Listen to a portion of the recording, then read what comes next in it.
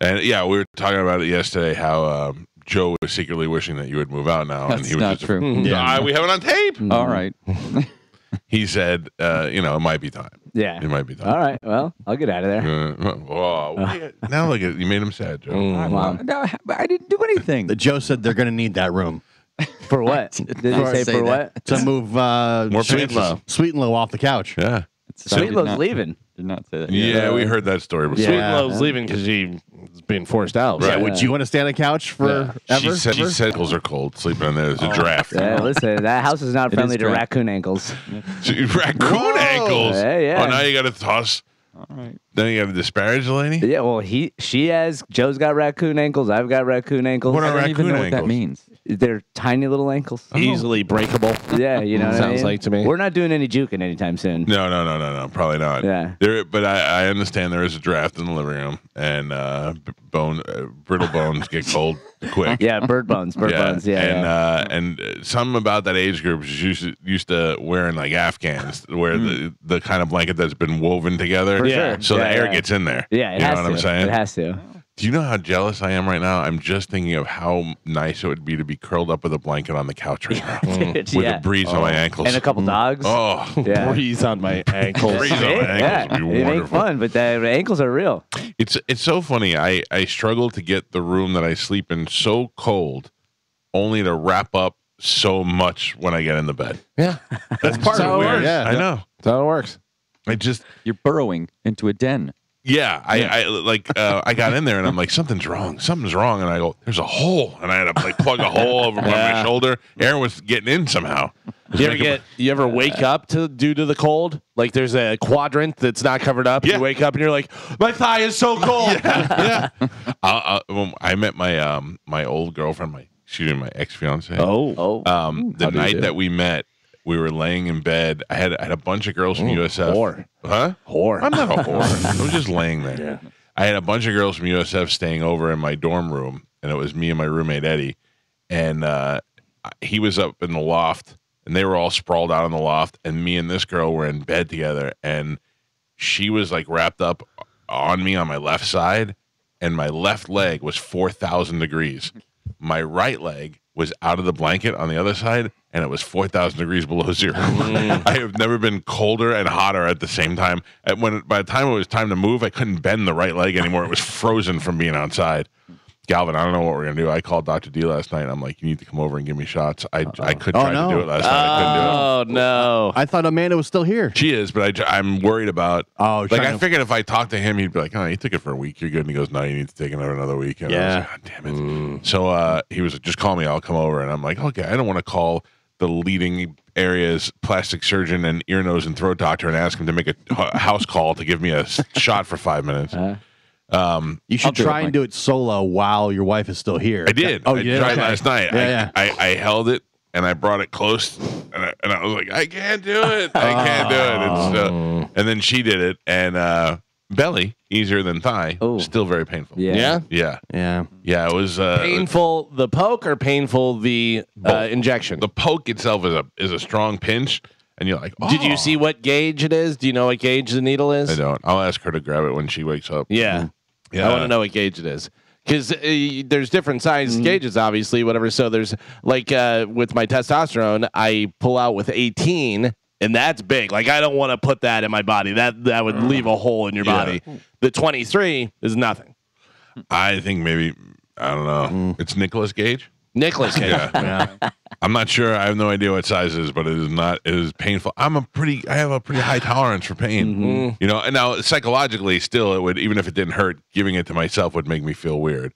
Like the Ozempic pen is easy. You just stick it and hit it and go, and you're like, ooh, a little tickle. You know. How many shots are we looking on our own? 2 days? No. I found this out yesterday. Oh no. So we're looking at Friday, Saturday, Sunday, Monday, Tuesday. Oh, 5? Well, Tuesday maybe I could knock it off when she comes home. Right. But at least 4. At least 4. Are you going to go thigh on yourself? No, I'm going belly. You're going to go belly? After last night, I realized belly is where Belly's it's way to at. go? Yeah. Galvin's butt? down for I got 2. a lot of real estate on the belly to move around to different spots. Okay. Well, that's I figured. Galvin, like even Amanda could probably do Friday before she leaves. All right. Right. And then it's not like Alvin's coming over on Saturday. That might be a Dr. D one. We can do it in the parking lot of Riveters. Yeah, you got to meet halfway. Yeah. We'll meet at Riveters for the UFC with Gio. And then, Cops roll up. I'd like to talk to you guys. It's like one was administering drugs. Kind of right, kind of wrong. Yeah. So I have to tell you, I think I might go to Riveters because I'm going to be very lonely. Yeah. Yeah. I got, they're leaving. I just found out they were coming back on Tuesday, and I thought it was Sunday. So now I'm like, well, what am I going to do? I mean, I had a lot of alone time. And I wanted to go fishing on Saturday, and the fishing charter is sold out. Queen Fleet, come on. You guys got to save me a seat. Let me know every once in a while.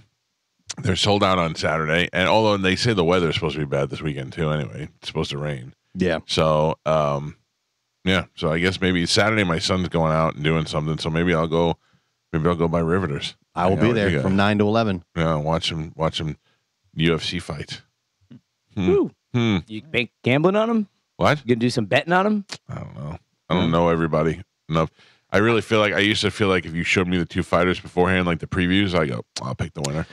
here's the thing, though. What you want to look at, and obviously this isn't going to guarantee you 100%, but you look at the fighters and then you look at their past fights and how they win or how they lose, whatever. If they win, 7 out of 8 by submission, then bet on that guy to win by submission, and you're going to win more money. And if you can choose the round, too. If he's like won every fight in the first round by submission, bet on that, and you're going to win. Because if you can bet on what round, how they win, and the fact that they win, those three together are going to pump your score way up.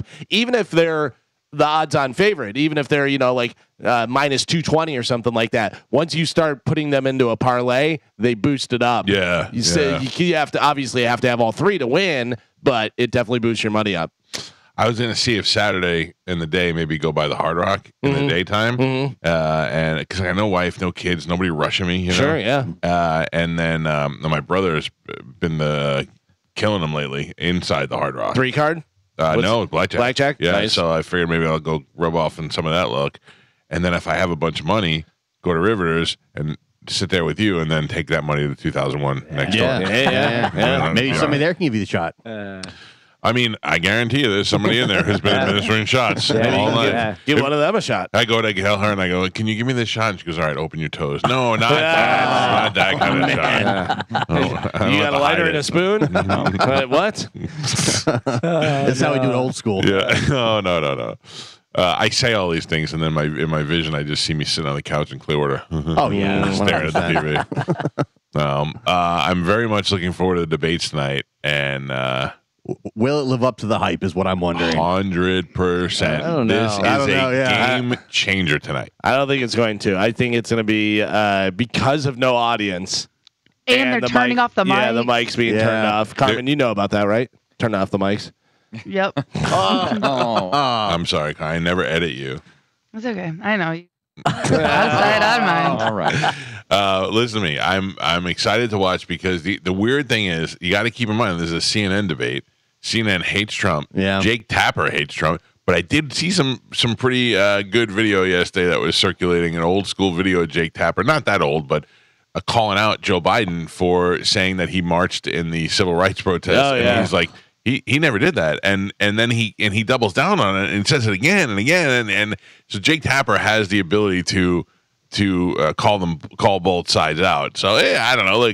I think Trump always lives up to the hype. Will the moderators call Trump a convicted felon or mention that he's a convicted felon? They will mention that. You think so? Yeah, they will have to say, due to your recent conviction of a felony, blah, blah, blah, they'll have to mention that. Yeah. You have to.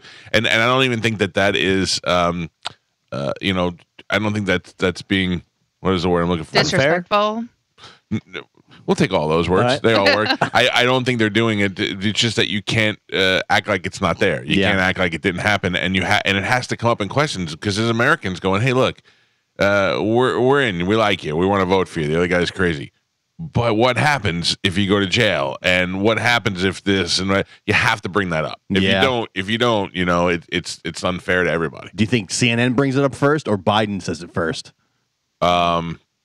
CNN. Yeah. Yep. I think they get it out on the table pretty early. Do they introduce him as ex-president convict Donald Trump. Please welcome number 2394. Right? What happens at Disney if Trump has to go to jail? Dude. They put him in an orange jumpsuit. Wouldn't that be hilarious? Yeah. There is something. I'm a grown man with children of my own, but there is still something about being there in that Disney Hall of Presidents, as slow moving and slow talking as they are, that makes you go, look at them. They're right there. Yeah. They're all there together. Yeah. There's Taft, and he's looking at Trump, and there's Clinton, and he's giggling, and that guy Van Buren does not like black people. He does not like Obama. Yeah, it's just weird and they're all right there in front of you. It's a very interesting trip. I remember the Hall of Presidents being a boring ass story about the Civil War and the black and white cartoon. Then when Trump was president, they had a whole thing about 9/11, and I was like, oh, this is great. It's so much better now. So I've been there since Biden's been in there, but I'd like to go back again and see how they're feeling. Updates? Yeah. Like, wouldn't it be great if AI takes over and just programs their emotions or just programs their fake emotions? Like Trump constantly eye rolling everybody, And please welcome the first African American president, Barack Obama. What if AI takes over and then that's our new presidential committee? Is all the former presidents and it's all run by AI and they vote. You know what I mean? Yeah. Moose just sent me a graphic tonight at June 27th at 9:00. The roast of Joe Biden. I honestly don't think that this is going to be great because he's going to bash Joe Biden. I just think Trump's going to be Trump, and it's going to be fun to watch. I mean, the last debates were the greatest thing ever in the history of television. Was the presidential debates where he called little hands Marco, I mean, he just looked at a guy and told him he had little hands. Like, nobody's ever done that before anywhere. I've never insulted a guy and said, "Look at you and your tiny hands." Right, but is Trump without the audience behind him? Yes, he knows he's got the millions and millions of people watching. Right, but rednecks have Trump 2024 flags on their garages for the last 4 years. But I feel like it's almost like comedy when they were doing it. Like if they talk about when they do it on a Skype call and they don't hear the laughs, you don't know what's hitting and clicking and working, and you know what I mean. Like you don't have that. Yeah. So you don't have that to like keep your motivation going if you get something Yeah, I feel you. I mean, Harlan Williams did a comedy special in the desert to no audience. And I can't even watch it. It's too painful. Not that it's not good. I can't. It's weird to me. It's doing this show and assuming people are listening. Right. We don't know, but we have each other in the room. Right. That's what I'm saying. We're doing it for the room. So I don't know how it's going to be from. I think that I think all week they've been telling him, Mr. Trump, you have millions and millions of followers and people who love you, and they're going to be sitting there watching on the TVs. And plus, the people are constantly like, they're calling us the Super Bowl of debates. He knows it's out there. I don't know. Is he going to do as well? I don't know. And how is Biden going to do it? And once they pump him up, they'll pump him the hell up and then put him out there. Yeah, he may be. I hope he has an episode. I think that would be better than Trump going off. So Carmen, that's why I think this is so important, because even if it's not a who's right and who's wrong, who won, if it appears that Biden is, has one of those episodes and gets stuck and can't do it, people lose faith and they're like, you can't vote for God. Oh, if he freezes, it's over. But I highly doubt that happens. Yeah. He's going to be jacked up. Yeah, I don't know Spanish. I don't know if you said it before, but I think is going to be like Jim Carrey from Yes Man. Whatever, he's like, "Hey, you like Red Bull? Have you tried Red Bull?" Yeah. He's going to be just ready to go. Have you ever tried Red Bull? Like they're going to give him that thing, the shot in the chest from Pulp Fiction before he goes on there. Just he's going to come out and grab the microphone and be like, "Yeah!" Just be all, "Whoa, calm down, dude. I'm alive. This is going to be the best summer ever." I'm on that Hunter stuff. Yeah. It'll be great. Do they bring that up? Yeah. Trump's going. Yeah. Trump's just going to murder Trump's going to, but does CNN? Because like you said, they're going to bring up Trump's the court date. Like how? Because Trump's applies to him. Hunter is just like you can't be solely responsible for what your kid does. Like, what would be the question CNN would ask to bring that up? Well, if they say something about legal problems, Trump has he has legal problems with his son. The greatest thing in the world would be if they went to commercial break and whenever they came back, like during the commercial break, Trump throws down a bag of powder on the floor. They'd be like, "Hey, I saw your son out here. Did he drop this?" There will be some sort of gotcha move tonight for sure. Yeah. Little Hands Marco. You keep my son's name out of your mouth. Well, he was talking about the other one. The other one, Bo. But I fell for him on that one. But who knows? Who knows what's going to happen tonight, man? It's just the chaos. I think of it's going to be great. I think so. I'm starting to think that too. You think it's going to be boring? I don't think it can live up to the hype. Yeah, I think I overhyped it up because you got just two old men.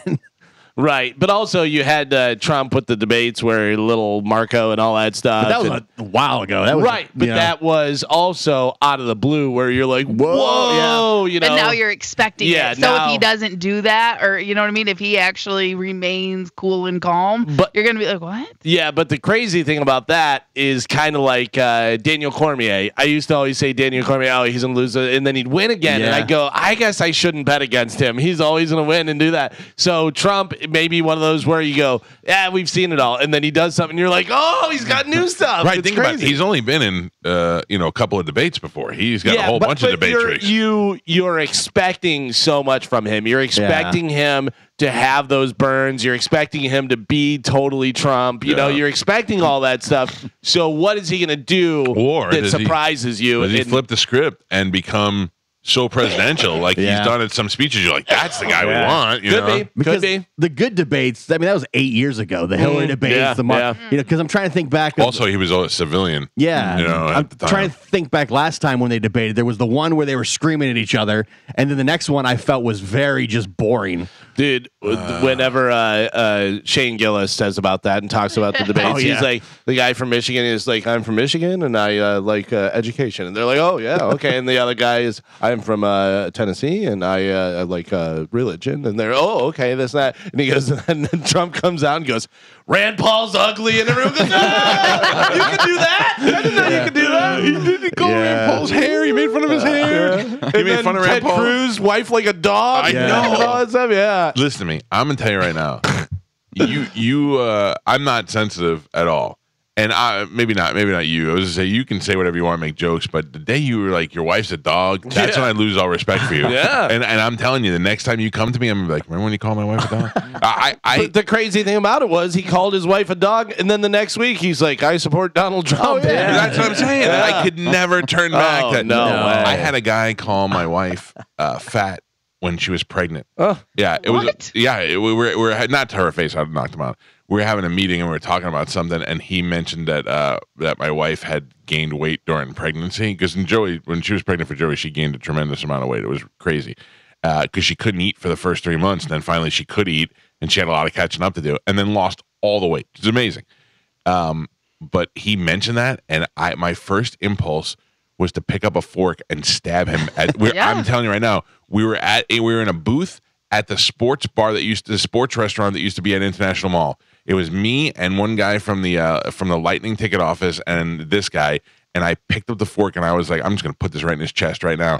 And he wasn't even trying to be insulting. He was just trying to mention it matter-of-factly, but I was like, you don't talk about my wife. But how do you even say woman and fat in the same sentence to somebody who's married? Pregnant well. He was trying to make a joke, and it did not land well. And and this is also a guy who was very disrespectful to his own wife, and I wanted to stab him in the chest, and I thought that's not going to go far. And it'll go right then. Yeah. But I will tell you that I've seen that guy a dozen times since, and will not. And I've been to his house, and won't say a word to him, won't talk to him, won't do that. I've hated him. And then just recently, I ran into him at my son's graduation, and he caught me off guard, and I was like, all right, it's been 20 years, you know what I mean? But what's his name? Can we know? Do we know him? No, I don't think you guys know him. I don't think you might have met him once before, but if I said his name, you would know him. But hello, Galvin will know him. Michael Sharkey. Oh, really? Yeah, I'd have to remind you who he is, but you would know who he is. Interesting. Yeah, I'll tell you during the week, Michael. That'd be wild. That would be wild. The shark had a mean streak to him. But I can imagine. My whole point was, like Galvin said, you call my wife a dog on national television, and she is not my wife, it's Ted Cruz's wife. But how do you look at a guy the next week and say, hey, no, we're all good? I'd be like, nope. There's just things you don't do. You know, I'm very sensitive about my children and my wife. Don't mess with that. You want to come at me? Come at me all day long. I put myself out there. I'll take it. But there's a certain amount that I have to take just because of the job that I do.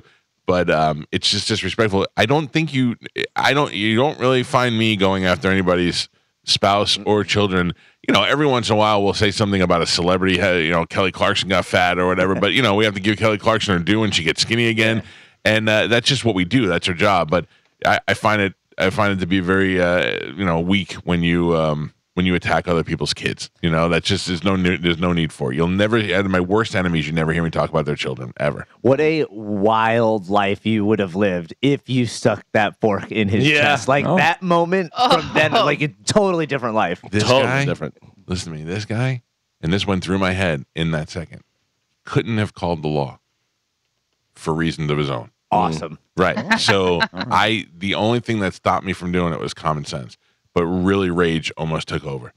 And I will also tell you this: had I had a more convenient shot at him, I probably would have. Yeah, yep. yeah, I don't blame you. Listen, I'm not even trying to be tough guy, or whatever. I'm just talking about a rage that fills everybody at one point where you're like, "This is happening now." White people stab people.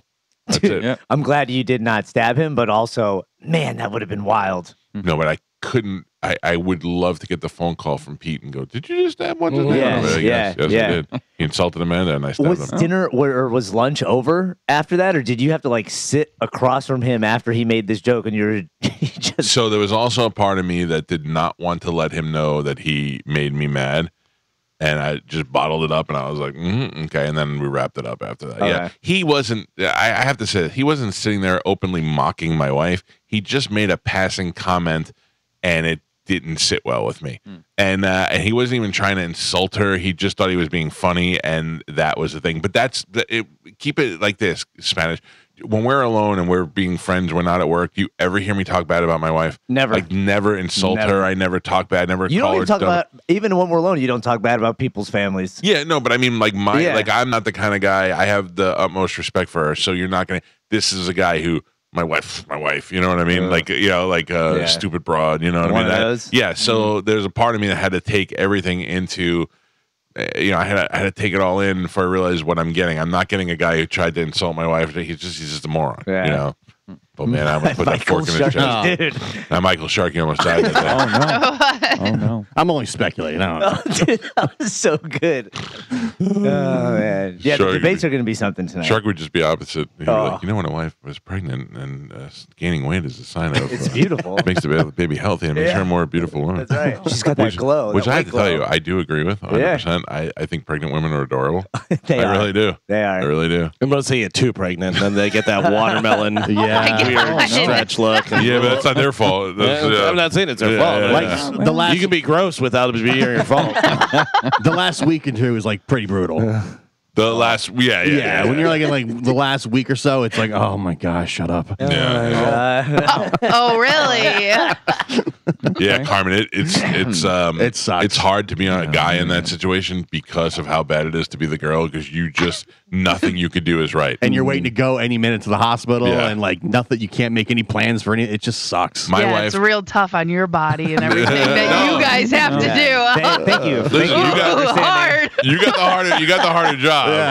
But mentally, it's really torturous for us because we don't know. My wife can only drink unsweet tea from Sonny's Barbecue, which we never went, or sweet tea rather, which we never went to. Jelly Belly jelly beans and two other things were the only things that she could have. And if those things were not available, there was trouble. There was trouble. Yeah, my wife was on bed rest the last week for one of them, which was miserable. It's just oof. Yeah, We had to take my wife to the hospital twice in the first trimester because she kept dehydrating. She was throwing up, she was so sick. Yeah, she lost 13 pounds in the first month when you're supposed to be getting fat, and she was like, and she was a little skinny. She was in her 20s, you know what I mean? And we had to have a nurse come to the house and give her IV. Later on in the pregnancy, Damn. she was in really bad shape. I'm so surprised we had a second kid. If seeing what I saw in the first one, I was like, we only have one kid. There's no way she'll go through this again. I said that 3 times. Yeah. This is it. I'm not doing this again. This is crazy. And we had 2 more. Well, I didn't care. To me, I just was sitting there watching her be in pain. I didn't do anything for me. Yeah. But for her, I was like, she was so miserable. I don't think that she. There was a couple times where I thought she was going to be like, get this thing out of me in the middle of it. You know? I get so much anxiety on just a regular day that I'm like, this is not fair to me. We're not doing this anymore. Poor Gio. Yeah. There was this guy on Reddit that did they do like a ask me anything or whatever, and this woman was pregnant, and he asked on there how she would feel if her husband would masturbate because they weren't having sex. This poor guy got skewered in the comments. Really? Oh my God. A woman after woman was like, how dare you even ask? Yeah. Wait, what was the question? So if so his wife is currently pregnant, and it was a pregnant woman that people were asking her questions. Right. And she's also married, and I think it was her second kid. And all this guy did was say, me and my wife aren't having sex. She's pregnant. Right. I want to masturbate, but my pregnant wife And they were saying is no? upset with me for wanting to do that. Yeah, and a lot of women were What? like, yo, bro, yeah. what was the reasoning? Just because they felt like since she wasn't able to, he should also be in solidarity. I know. Why can't she? I don't know. Because she's probably not want to feeling ask. Yeah, dude. Yeah. Right, but I'm saying like usually isn't that what like that helps pregnancy is having sex Sex. that like Gotta knock something loose in there. Yeah. But yeah. I mean that doesn't mean but if you can have sex, I'm mad. You hear Dr. Joe? You have to knock something loose in there. Oh God. My wife did not have any. She was so sick and she was not interested. And I'm telling you right now, for 9 months, there was nothing going on. If you think I wasn't watching Pornhub every second I get, and she didn't care. She was like, "Oh, get off me." I never felt so scared for other men because I had questions and I was like, I'm not asking. No. There's no way I'm asking. No, listen. Just do whatever you want. Yeah. Don't ask these stupid people anything. All right, let's take a break and get this show moving this morning. We got Steve-O coming in today. Steve-O is doing a show tonight at the Capitol Theater. Can I tell you something honestly before Steve-O gets here? Not going. Well, I'm definitely not going. Okay. I'll tell him that. Did go to the last one. It was great. I mean, it made me laugh. It made me laugh like when I watched the Jackass movies. I was belly laughing. Steve-O's funny. The videos are funny. There's things you've never seen before. He tells good stories. It is a great show. If it wasn't, I would just not bring it up, and I'd be like, hey, Steve-O's going to be here today. If you're thinking about going and you love Jackass and you love those things, go see it. Capitol Theater, fun show on a Thursday night. He'll be here what time, 9 o'clock? 8. Oh, you know what else? We got Cody Tucker today. We got to check in with him. And there's something else we got to do, open letter rewind when we come back here. And all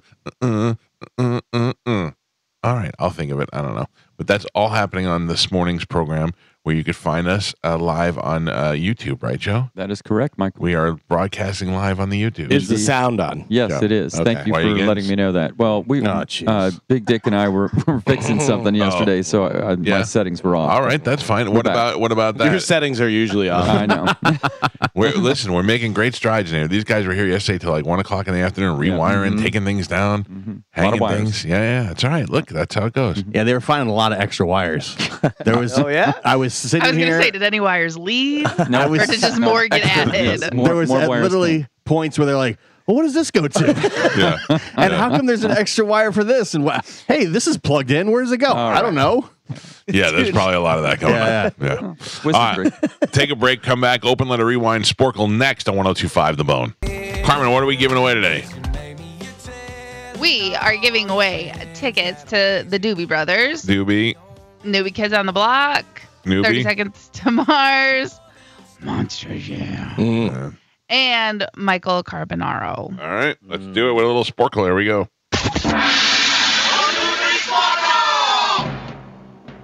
Now, what happened yesterday? I won yesterday. Was that one in a row? That's two. Two in a row. That's two, yeah. I just ratted So myself you're out. going for three, yeah. Mhm. Galvin, the current leader, with the rule right now. Right. Gio went back to the hat. Here we go. Yeah. Oh. Yep. Gio came in here with no hat on yesterday. Everybody was. My wife was like, I can't believe how much hair Gio has. I go, I know. Son of a bitch shaves it. All right, Carmen is the keeper of Sporkle. Pat Bab is your judge and scorekeeper. Carmen, what are we playing today? Okay, today we're going to be playing actors in a one-word movie and TV show. So I'm going to give you a movie and a TV show. You're going to give me the actor that starred in both. All right. All right. Okay? Mm-hmm. Your first one, Wonder Loki. Hiddleston. Wilson. Wilson. Whoa. What's your name? Spanish. Hello. Waiting. Mom. Reynolds.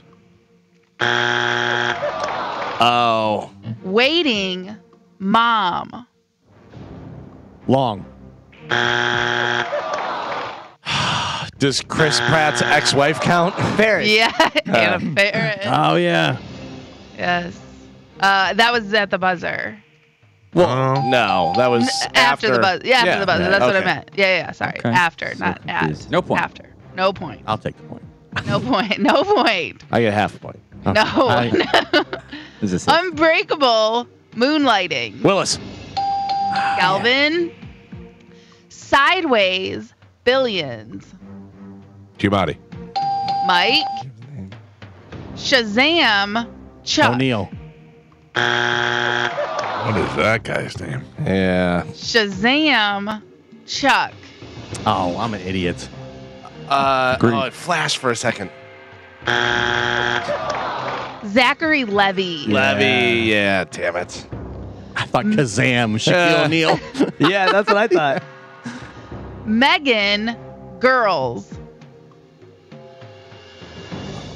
Megan. Girls.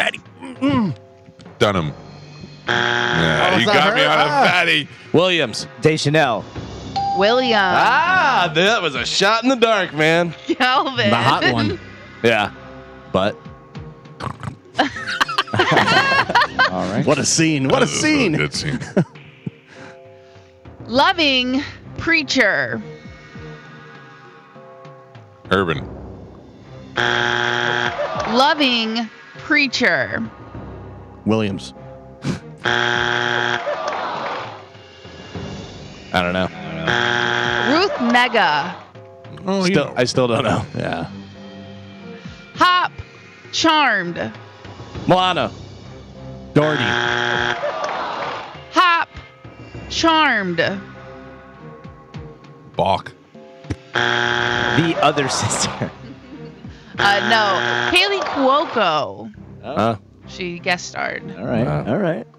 And Pap, we're halfway there. Yeah. Gio is not on the board. He has a total of 0 points. Michael and Spanish both have a single point. Galvin doubling that. He's your leader. He has 2. All right. Actors in one-word movies and TV shows.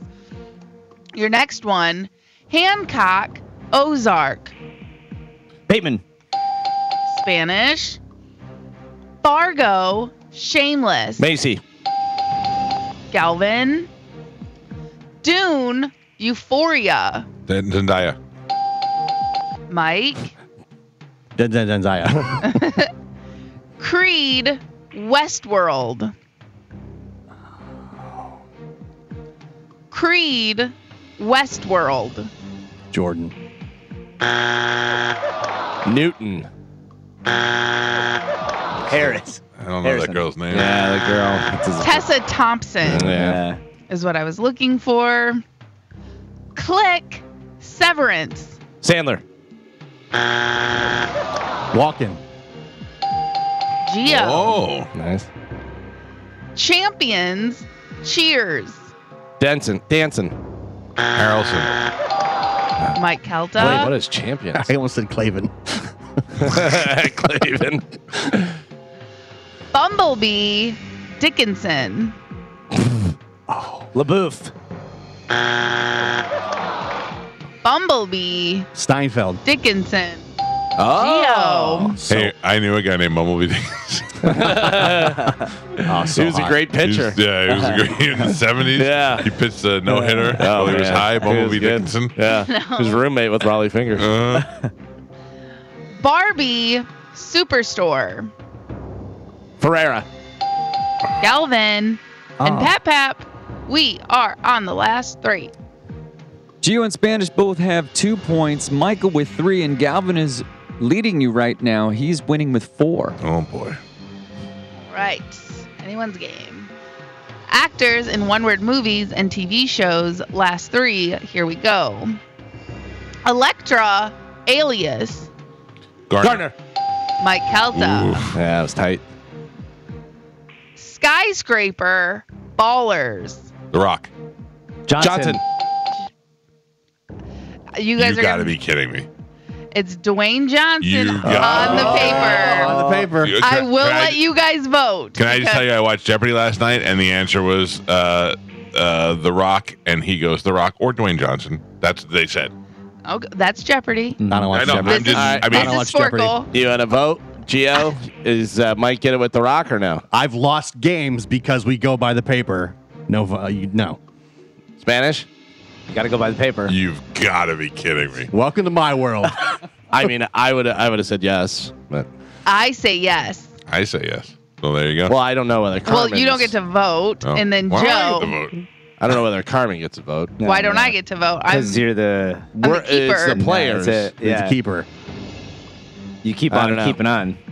How about Joe? Ask Do, Judge. do I have to vote? Yes. Oh, all right. Then yes, I say Michael gets a point. Oh, Mike gets Of course. But when it's me, we Yeah. don't. When it's And me, when it's that's me- we go on paper. That's Got right. it. Well, Got it. you know, Nah, that's so garbage. I literally lost the game because Yeah. we went by the paper. Like I, She said you got to go by the paper. yeah. I mean that is true. By the paper, look, I'm whatever. staying out of it. Whatever you guys By the decide, I'll paper is accept. true because I've gotten screwed with Yeah, Okay, me too. paper by the before. by the paper. Mike you- does not. If you think there's a different, whatever. I Whatever. don't. I We're fine. don't. No, no, no, I no. don't. But Me neither. Yeah. But but the I was rule gonna give you has the been point. established. yeah. Because Gio cries. Okay. Yeah. That's a baby. Listen, it's Gio's the reason why you're not getting that point. How is this my fault? Because you cry about everything. It's free. All right. So where are we? Who got that point? It's you. That would have been Spanish. Spanish. Oh, you got to be Wait. kidding me! We're giving the point to somebody else. Well, he said what's on the Dwayne paper. Johnson. Man. So okay, wait a minute. So Spanish gets that last point. Okay. Mike does not. He does not. What is the score? Okay. You don't know. Yes, I do. The score is Gio has 2 points, Damn baby. right. Spanish has 3. Mike and Galvin are both tied with 4. No, because Yes. I took the because I that. took the lead I in the think last you did. one. I think you did, but I I don't did. know. Let's go through it, Carmen, because now this guy doesn't know what the hell he's doing. All right. I told you. Maybe, Yes. maybe. All I don't right. know. Maybe All right. Joe. I'm right. You want to go through? We have All to. of them? Yeah, we Yeah. have to. All All this, right. all this kerfuffle. Yeah. Okay. Yeah. Somebody writing this down? Okay. 1, Owen Wilson. Nobody. 2, Anna Faris. What? You, No, you got Wilson. Spanish did, got yeah. Wilson. Spanish. Nobody got Ferris because it was after. 3, Bruce Willis. That was me. Calvin. 4, Giamatti. That was Me. Mike. 5, Levy. That was Nobody. nobody. No one. 6, Williams. That was me. Galvin. 7, Nega. Who? No, yeah, nobody got that. don't No one remember got that. that. That was Bumblebee. Steinfeld. No, that no. was Loving and Whatever, Preacher. you know. I thought Well, you said, "What up, Mike?" No. 8, Kaylee Cuoco. Nobody. No one got. 9, Bateman. I got Spanish. it. Spanish. 10, Fargo or Macy. Galvin. That was me. 11, Zendaya. Me. That was Mike. 12, Thompson. No Nobody. one. Nobody. 13, Walken. Me. Gio. Gio. 14, Harrelson. Me. Mike. 15, Steinfeld. That was me. Gio. 16, Ferreira. That was me. Galvin. And then this is when we get to the last 3. And 20 was Garner. Me. That was Mike. 18, I skipped around. And then it was Johnson. And that was me. Spanish. Right. So where are we? Joe, you have the scores? Oh, we just said you would do it. Whoa. You said you were keeping I'm score. keeping my score. Yeah, I didn't know I was No. keeping everybody's goddamn score. I'm sorry. I thought that was scorekeeper's job. No, scorekeeper can't do his job. That's why we. I gave you the score. Jesus Christ. Oh I have my 3. god. I have We 2. got- Yeah, that's you're. Yeah, you're- I have- don't know. No. We no, need- I have 4. Yes, Yeah, I have 4, but we don't know But what he has. I That had was the question. So, he would have had so 5. go through it again. Sorry, Carmen. We got to do this. We have to We do gotta it. write Just it go down. through it again. I'm just going through the names. This is ridiculous. All right. Oh my. Ready. Wilson. No, Spanish. Spanish. Ferris. Galvin. Nobody. Nobody. Willis. Me. Giamatti. Me. Mike. Levy. Nobody. Williams. Me. Nega. Nobody. Nobody. Cuoco. That's her Nobody. name. Nobody. Bateman. Spanish. Macy. Me. Galvin. Zendaya. Me. Mike. Thompson. Nobody. Nobody. Walken. Gio. Harrelson. Mike. That was Mike. Steinfeld. Gio. Gio. Ferreira. Me. Galvin. Garner. Me. Mike. Johnson. Okay, Me. so we are tied Yeah. 4-4. Joe is right. You should apologize to him, Mike. You should, yeah. You backed me up on it. I said maybe. Oh, Jesus Christ. Do we even have the will to finish this thing? I don't. My we favorite. all? Look on Bone TV. Look at Joe. How excited he gets. I was very excited. I Your love face it. is Beat red. Can't even see him. You can see me now. Can you see him now? Yeah, now you Yeah. Show can. him how excited you are, Joe. Kermit. Lord. All right, so now is it just me and Mike? We're tied with No. How four. many left? Are they? This is the last one, but I can Spanish tie. can tie. Oh, you can tie. All right. Yeah. And Gio can just Yeah. screw everything up. Yeah. Yeah. All right, here we My go. So God. everybody's in. Here we go. All right. Everybody good? Here we go. All right. Last one. What is it? Movies and then TV show? Oh, shut up. All right. Twins. Taxi. DeVito. What's up? Yeah, that was good. Mike.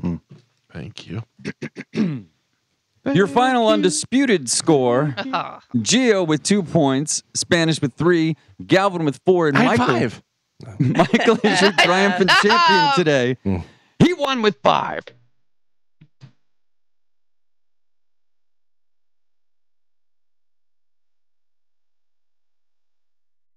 I'm gonna write a song, and you guys are gonna sing it and fill in the last verse. Mike, he is the best. Mike, he has supple breast. Mike, and then you guys figure out what the last verse is. Do you want us to sing it all together? Yeah, well, we'll go like this. okay. We'll So go. we'll each do one verse. We'll do that. So Mike, he is the best. Mike, he has supple breasts. And then I would say Mike, blah blah blah, something whatever. And then we'll do it again. Okay. And Spanish And then- goes. got and it, then got you- it. All right. Okay. Ready? Here we go. 1, 2, 3, 4. Mike, he is the best. Mike, he has supple breasts. Mike, he won in Sporkle. Mike, he has. Mike, breast. Mike, he is Maybe the slow, best. maybe slow it down a little bit. Like Found. Mike, he is the best. Mike has supple breast. Mike, he is. put him to the test. Oh, do we You know, have like one of to? Do we those. have to rhyme again? Well, you can, or you can't, or if you want to go, Mike, he's great at Sporkle, and then you Spanish go, he Mike. likes to dorkle. You know, I'm just saying, like you could do whatever Okay, you want. I'm, okay, just, okay. I'm leaving it open to you guys. So we're for not interpretation. doing the full song again. Okay, I We'll get all it. just do the last Yeah, line. just so you Deal. don't have to do I it. feel like Yeah. the cadence of this is off. All right. Like Mike, to me, it goes. It goes. Mike, he is the best. Mike has supple breast. Mike, Okay. you know, like that. But, So I we'll mean, you start know, with Mike is But the we best. could go, if we wanted to, we could go, Mike, he is the best. Mike has supple breast.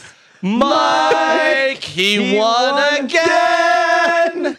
Mike loves to cook meat. You're the worst. What? That's a fact, Jack. I mean, But you would try and rhyme it again. It was so good up until that point. I couldn't think of Mike, anything he to is rhyme. a 10. All right, I'll go with that one. like to Mike come is- hens. Mike does has a not- lot of friends. Mike does Oh, I not do. pretend. Mike doesn't have any hens. That's a fact. Also. All right. Right. All right, Gio, you're up. I knew you'd ruin it. Yeah, good luck.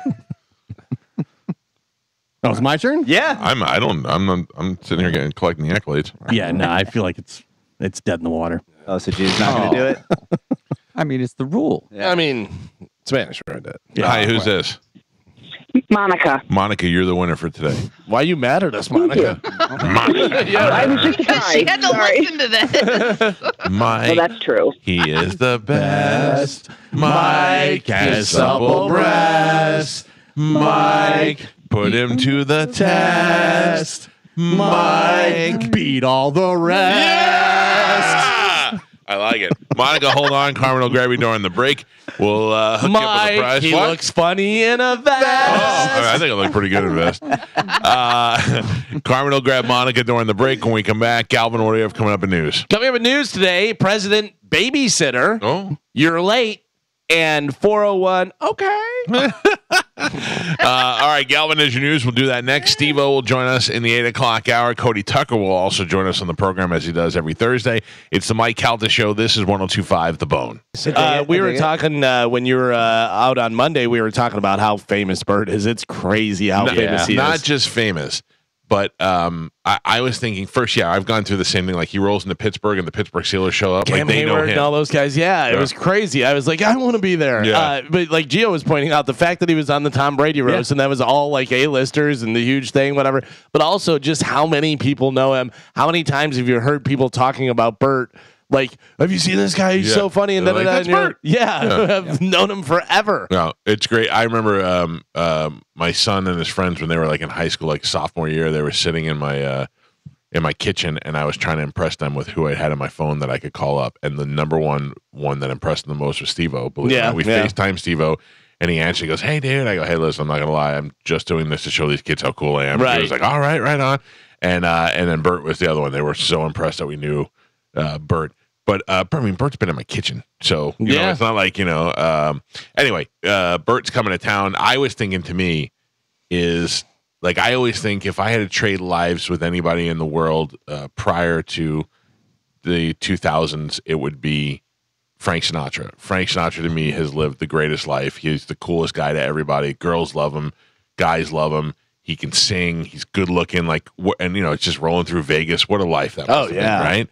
Now I think it's pretty close to Bert. Bert's got the because I love my family now, and I love hanging out. So he's on tour with his family. They're touring the world. They're hanging out with his best friends. I thought it was really cool that he had his daughters working the tour too, and doing that. That was cool. Yeah, I mean, if I would just grab a posse of my best friends, and we would just go out and see the world together and have fun doing it. That's the best thing. Yeah, like every city, they do something. Like they were Daytona, they were surfing. They were somewhere else. Deep sea fishing, doing all the different roller coasters, and then you know that Bert buys them gifts, like all the other comedians that go on the tour. I don't know if I'm blowing this, but all the comedians now that are on Fully Loaded are getting Traeger Rectech grills. Awesome. Is that, remember when Joe tried to steal yours out of the backyard? I've been stealing it one piece at a time for the past We never 3 mentioned months. that on the air. So the last I heard, when my son had his graduation party here, I moved that out into the backyard because it was kind of greasy looking and it was in the way, and I moved it out to the back, and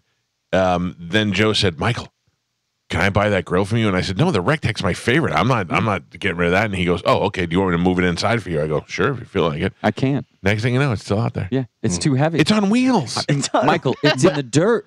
Every time I go out there, the dogs are licking the bottom. I don't want them to get sick. I don't know what they're eating. First, though, he presented that you would give it to him.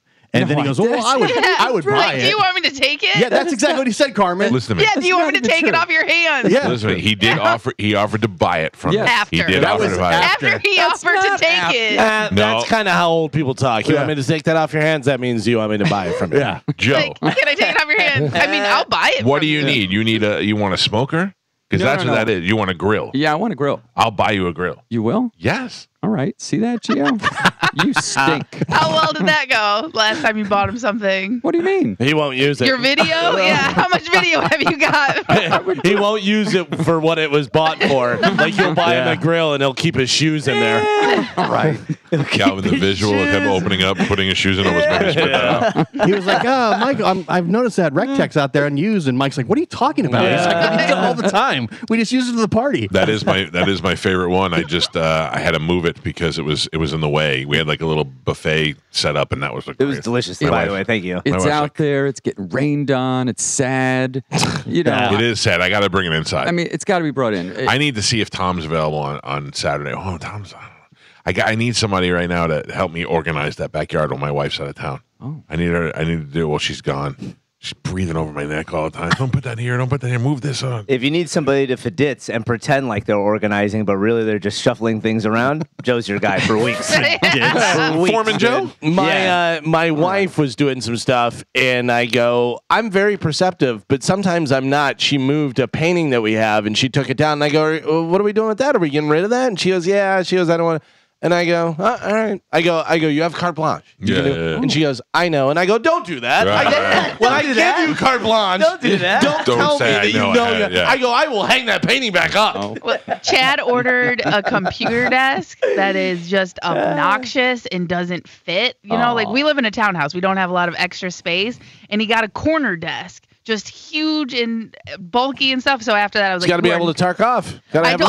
But after that, I told him, I was like, you are not allowed to order or buy anything for this house without going through me first. Carmen He does not have carte blanche. I don't care. He doesn't understand space Carmen. at all. Carmen, is his name on the mortgage? No. Oh, My house, my rules. Gone. The Tell him, boss. Carmen. That No. desk out of here. Not even. It's just after that desk purchase, because I had an idea of how I wanted our desk to be like side by side and make like a little office type thing. And then he got that desk, and now we can't do that. And there's no room for me to have a desk. So now I get the upstairs bedroom. So Listen, he can you gotta throw down the my Yeah. house, my rules. You got to pull rank. Yeah. Well, I'm not gonna. I say it, but not in those words because I don't want to. Jesus, know. mine. I'm just No, She you're says my back, my neck. well, I also might need junk junkies next week Yeah. Uh-oh. because know. I plan on pushing everything into the hall. Like I'm not gonna. Wait. My office is now just like a storage locker in this house. I need to get in there. Yeah. And, I'm going to take everything and just put it in one spot in the center and be like, junk junkies, please junk this out of here. You do know, Michael, in all seriousness, Joe and I will help if you need help clearing stuff out. No, yeah, I don't want to take up on your Saturday, but Can one of you guys give him a shot? Oh, absolutely. I would. Yeah. That's what I'm saying. They move in for the weekend. Yeah, Boom. I'll give you a shot. Are you going to be free this weekend? Or are you going to be starring in the Broadway play Wicked? With your little green and black socks that you have your shoes off. Look at his little, I can't little see his socks feet, yeah. that he has on already. Jesus, He's got his Alphabet. shoes off and stuff. What is going on? They're A little too comfortable. They're sandals. A little too comfortable. It's cold in here, and I like to be comfortable. Do you know want what I to mean? hear what a big homer I am? It's cold in here, so you take your shoes off? You said Wicked was here, and I was like, well, maybe I'll do that. It is a good play. It was fantastic. It is It good. is fantastic. They're making the movies coming out. The movies should be great. Yeah. I mean, listen. Is it Ariana Grande? Is she in that? Or I thought so. Yeah, I think I think so. I That's remember. how she met her boyfriend. Oh yeah, that little puppet. Yeah. Yeah. That I was so impressed with that when I saw it on Broadway. I didn't really understand what we were going to see. I thought it was just some sort of story based on it, but it's like an origin story, and it's you're like, oh, this is, and that's Yeah. oh my Yeah. god, you get all excited. Yeah, That was good. done well. It was very good. Do you know that Ralphie bought tickets for us to go to that? He bought like almost a whole row of tickets because it was me, Amanda, Joey, and Juliana. And then, or maybe Juliana wasn't born, but then Ralphie, Lana, and their two kids. Mm-hmm. And yeah, Juliana wasn't born yet. And their two kids were young. And Ralphie bought like the third row. And when we got there, they told him no. And they're like, what do you mean? He's like, those kids are too young to sit in the third row. And he goes, these kids won't say a word the whole time because they were very well behaved kids. And they were afraid the kids would act out and it would disrupt the show. So they instead gave us seats further back, but they were still good seats. But I thought that was such a bitch move to do. Yeah, that's Those weird. snooty Broadway people. Yeah. That All right. Wicked movie does come out this year in November. Oh, that'll be a Ariana great Grande. Christmas movie. Yeah. Who else is in it? Is it Dina Ariana- Menzel in it? No, it's a Jeff Goldblum, Jonathan Bailey, Cynthia Erivo, Ethan Slater, who is what's her face's puppet. boyfriend. Yeah, the puppet. Michelle Yeoh, the Dinklage is in it. Bowen Yang, The Dink. the Dink. The Yeah, Dink is like, I know you're making a movie and you need a midget. I gotcha. I gotcha. 100%. The idea 100%. that they made him a giant in the Avengers was great. It was great. That was great. Yeah. All right, ladies and gentlemen, Steve will be here in an hour or half hour or so. Right now, let's check in with Galvin. He's got today's news. And now, news with Galvin on the Mike Calta Show.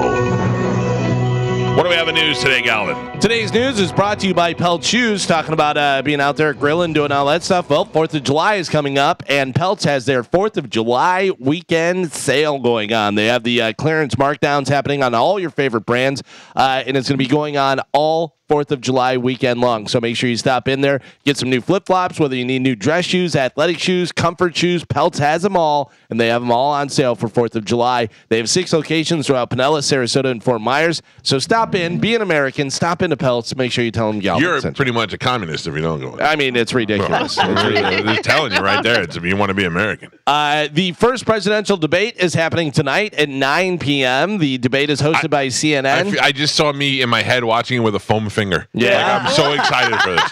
It's going to be the first time either candidate has been on a debate stage since 2020. Donald Trump will get the final word of the night, while President Biden got to choose whether he wanted the podium on the right or left side. Their microphones, like we talked about, will be muted except for whenever it's their turn to speak. Here on Bone TV is a first look at the stage setup, so that's what it's going to look like there. They got it all set up real nice. We said no audience or anything like that. But Trump has the final word. Final word. It'd be great if he was like, and okay, you're a dick. Yeah. A legitimate polling company asked voters if Biden or Trump would be better at 20 different random things. Some of them are very random. They polled Republicans, Democrats, and independents, so people across the political spectrum. Here are the 20 questions. We can see whether you think you would know who would be better. Who would win at an arm wrestling competition? Trump. I'm going to go Biden. Yeah. Dude, he's got all them drugs, bro. He can't walk. He's got all them robot legs and arms and drugs. I say he snaps his. Gio? Yeah, probably Trump. Trump crushed it with 52%. Biden only got 14%. Everyone else said they're not sure. Do you know how happy Trump is when he reads that? Yeah, for sure. Who would be more likely to help a stranger? Biden. Yes, that's what everybody said. Is it a white stranger? Not true. I think Trump. Yeah. Why? Yeah, there was a story that was recently. It was like an old one that just kind of started making its rounds again. Yeah, about him paying off somebody's mortgage or something. Because his like limo, whatever, and they helped change his tire. But I feel like Trump does that a lot. He just does not put it in the news. He's like Taylor Swift. How Taylor Swift goes to like hospitals in every city that she goes to. Let's never compare T Swift to Donald Trump again. But yeah, I get. You're right. I've seen that story too, but we don't know how true that is. Who would be a better house guest? Trump. I'd say Trump. No. His sheets got orange all over him. Biden. Trump would bitch about everything. He wipes his face Trump with would be more every entertaining. towel. Yeah, I say Biden. They say Biden would be. Who would win at poker? Trump. Biden. Trump. Yeah. Trump. Who would give better financial advice? Trump. Relationship advice? Trump. Biden. You grab her. You know what I mean? Grab her. That's good relationship Let him advice. braid my leg hair. Corn pop. They say Biden would give better relationship advice. Parenting advice. Biden. Trump. Oh, I mean, One kid's got. Yeah, it's true. Trump's got 4 kids, 5 kids. Biden's not doing too well on the kid. Trump's got the 2 boys and the girl, then the other girl, 3. right? And then Barron, 4 kids. Yeah. 5 kids. 5. Then Biden have 3. Isn't there a daughter? Well, one of them is. Yeah, we have. What? Yes. Oh, yeah, Does one's he out. have a daughter that calls him a pedophile? Yes. Yes. That one. Yeah, I'm going to say Trump on this one. They say Biden. They No say way. Biden. Yeah. I don't. Trump said his daughter's hot, but he didn't say he wants to take a shower with her. Who do you think spends more time getting ready in the morning? Trump. Yeah, not really a fair comparison since he has to do the hair and makeup and all that stuff. Who would be more likely to remember your birthday? Trump. Biden. No, I don't think Biden remembers anything. Yeah. No, but he puts it in his phone. I think Trump has autistic powers. Yeah. Wait, Like, Spanish, I met you. Happy birthday, July. Yeah, or Biden remembers that you have a birthday, but he has no clue when No. it is. He's like, I know your birthday is September. You say birthday, and he thinks he's getting cake. He doesn't know what's happening yet. They say Trump would be more likely to remember your birthday. Who would be better at keeping a secret? Trump. Trump's keeping a lot of secrets. Yeah. Biden. He would just forget? forget. That's what they say. Biden would be better. Who would Trump has not told us about aliens yet. Yeah. Or the JFK assassination or all the other stuff that he knows. He I can't. see. They zapped him. Oh, maybe, yeah. Trump's also keeping all that Epstein stuff hidden, Yeah, tucked You're away. damn right he is, Gio. who would Biden. survive longer on a deserted island? Biden. Trump. Trump.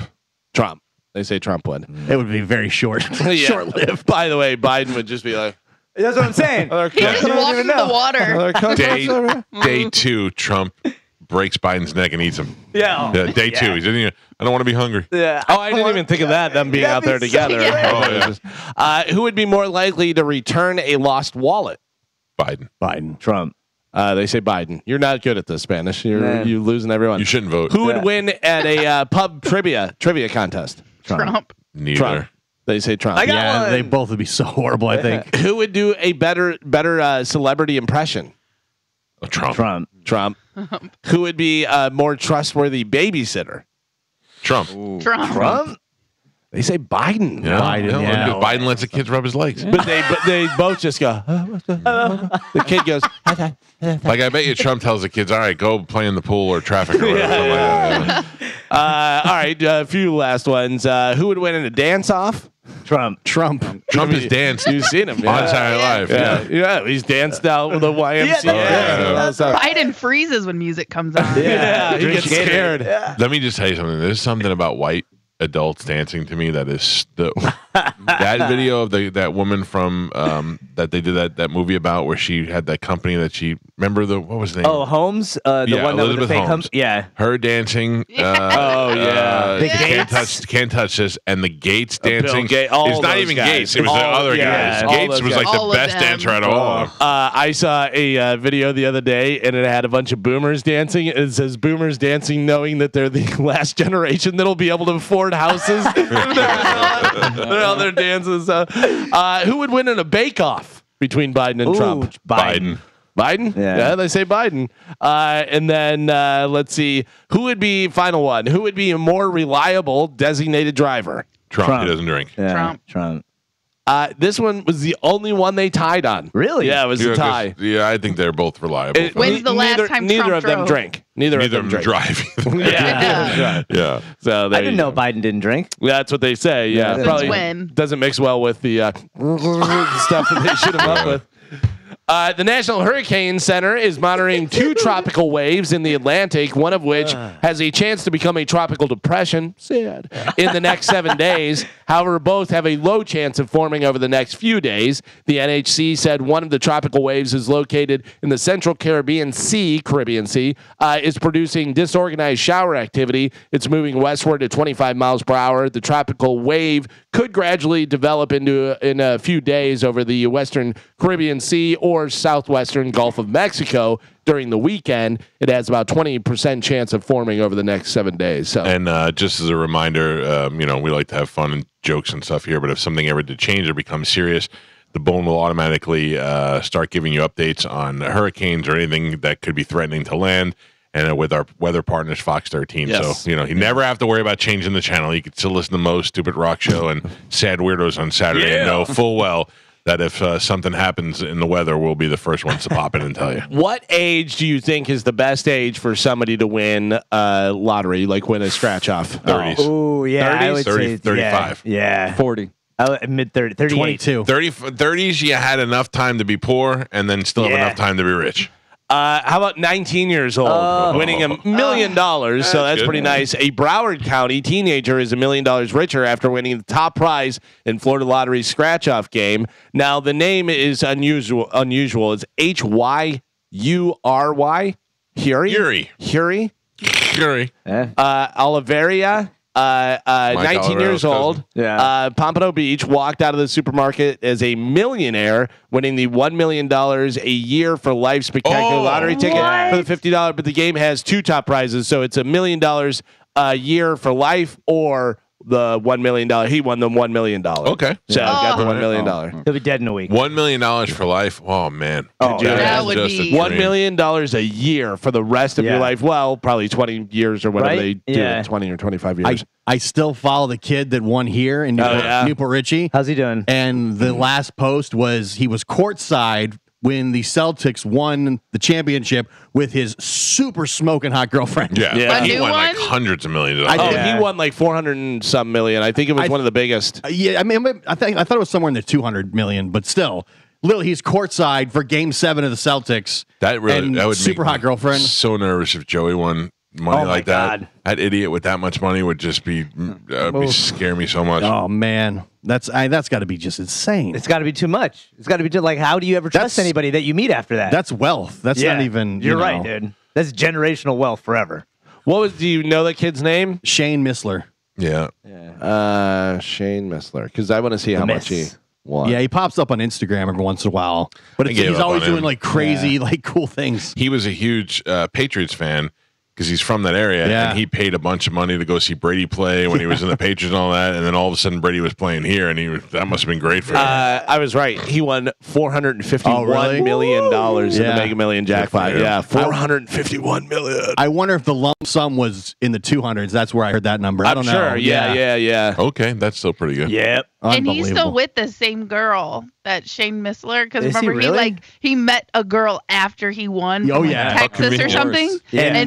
But they're still together. That's the girl that he's still with. And she looks way hot. She was hot to begin with, and she looks Yeah. even Money makes you hotter hotter. now. So he took the lump sum payout of $281.2 million. That's why I heard that. Carmen, Yeah. Yes. if I have like $200 million Yes. and we start dating, Okay. all right, and I go, Carmen's really hot, but she's got one snaggle tooth that really bugs me. And if I tell you, hey, Carmen, why don't we fix that tooth? I'll pay for it. You cool with that, or you're insulted by that? Yeah, let's go. I'm probably bringing. I keep trying to show it to you. To be Yeah. you know what I mean? Yeah. Oh, Carmen would be like, you want corn on the cob again? yeah. Pete and I know this girl that's really cute, and we were hanging out with her one time, and she left, and Pete goes, "What do you do with the 10 grand?" I go, "What do you mean?" He goes, "If you're dating her, what do you do with the 10 grand?" And I go, "What 10 grand?" He goes, "The 10 grand that you either put boobs on or you fix your teeth. What do you do first?" I was like, she does have a couple of snagglers in there. Yeah, I mean, she was really cute, but she had a couple of, Yeah. I hadn't taken care of my teeth when I was a kid. Face. As long as they're not rotting, I can deal with some snaggles. No, definitely if you- not rotting. If you and know. also, there's something about a chick with snaggle Yeah. teeth that's kind of cute. It's like Jewel. Yeah.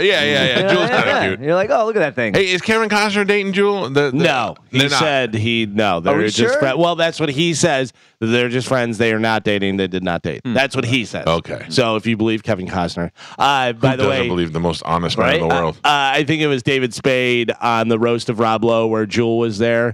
And he said, I heard that Jewel has to leave early, but it's cool. Her teeth are going to hang out. God. Speaking of Kevin Costner, we were going to see Horizon tomorrow after the show. Yeah. Now listen to me. Whose job is it? Two. Keep me awake during the movie. I'll take that. Because if I wake up and you guys tell me Joe Pesci was in the movie, because keep in mind we're going to be up late tonight watching the debate. Right. It's like 3 hours long, isn't it? Yeah. No, Two. I thought it was something. I thought it was regular, like 2 hours, and then there's 4 parts. Oh, let's see. Oh, you'll never make it. Well, I don't know. I'm into it. I think I've been to the movies with you 3 times, and you've fallen asleep all 3 times. Listen, I'm going to dress up as a cowboy, so I'll have my cap gun, and I'll just shoot it Okay. next to your All head right, whenever. It is 3 hours and 1 minute long. Oh, forget about it. Yeah. Oh, he's out at 3 hours. Yeah, there's no way. He doesn't catch that last minute. He doesn't catch that last minute. I will do my best. Here's another reason to hate the HOA. A homeowner in Indiana caught a 74-year-old woman pooping on the side of his house. Yeah. Joe. Twice. Yep. The first time last month, he saw her on his lawn and later realized that she left him a gift. He adjusted his surveillance camera to that spot, and a few weeks later, she came back and did it again. This time, the act was caught on camera in broad daylight. We have a still shot out there of the lady. I wonder why. So he took it to the police. The old lady pooper is a retiree who lives in the area, and she is a board member on the neighborhood HOA. Oh, jeez. So the police confronted her, and she initially denied it, said that it wasn't her, but of course later admitted to it whenever they showed her video footage and clearly shows her. Did she go, oh, yeah, that, yeah. So she told deputies she had no vendetta against the homeowner. She just had to go. But there may be more to it. The homeowner admitted that he does have ongoing issues with the neighborhood HOA, but he doesn't know any of the HOA members personally and didn't know this woman was connected to it. She has now since stepped down. She is being charged with 3 misdemeanors: criminal trespass, criminal mischief, and public Criminal nudity. pooping. Yeah. Oh, public nudity. Yeah. I don't understand when people do things like that to get even with somebody. I remember one time I was driving when I lived in Newport Richey, and I guess maybe I was following the car in front of me too close. I had no problems. Everything was going good. They were weaving in and out, and the woman turned around and she was doing this with her hand. And I was like, what? I can't imagine why you'd be mad at me. I'm not doing anything. And then she was like, yeah, I'll show you. And she lifted up her shirt and showed me her boobs. I was like, oh, you got me, lady. Yeah. I don't know what you think that did to me, but I was dare like, you. Did it. And I went like this.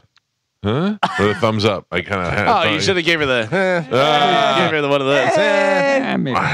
Not bad. I didn't understand it. I didn't understand what was happening to me. Oh, dude. Yeah, I love whenever ladies will do that. Like, get mad and then they moon the person or do something. And it's like, no, I saw your ass. Nice. Like, okay. I mean, if you're gross and it's all.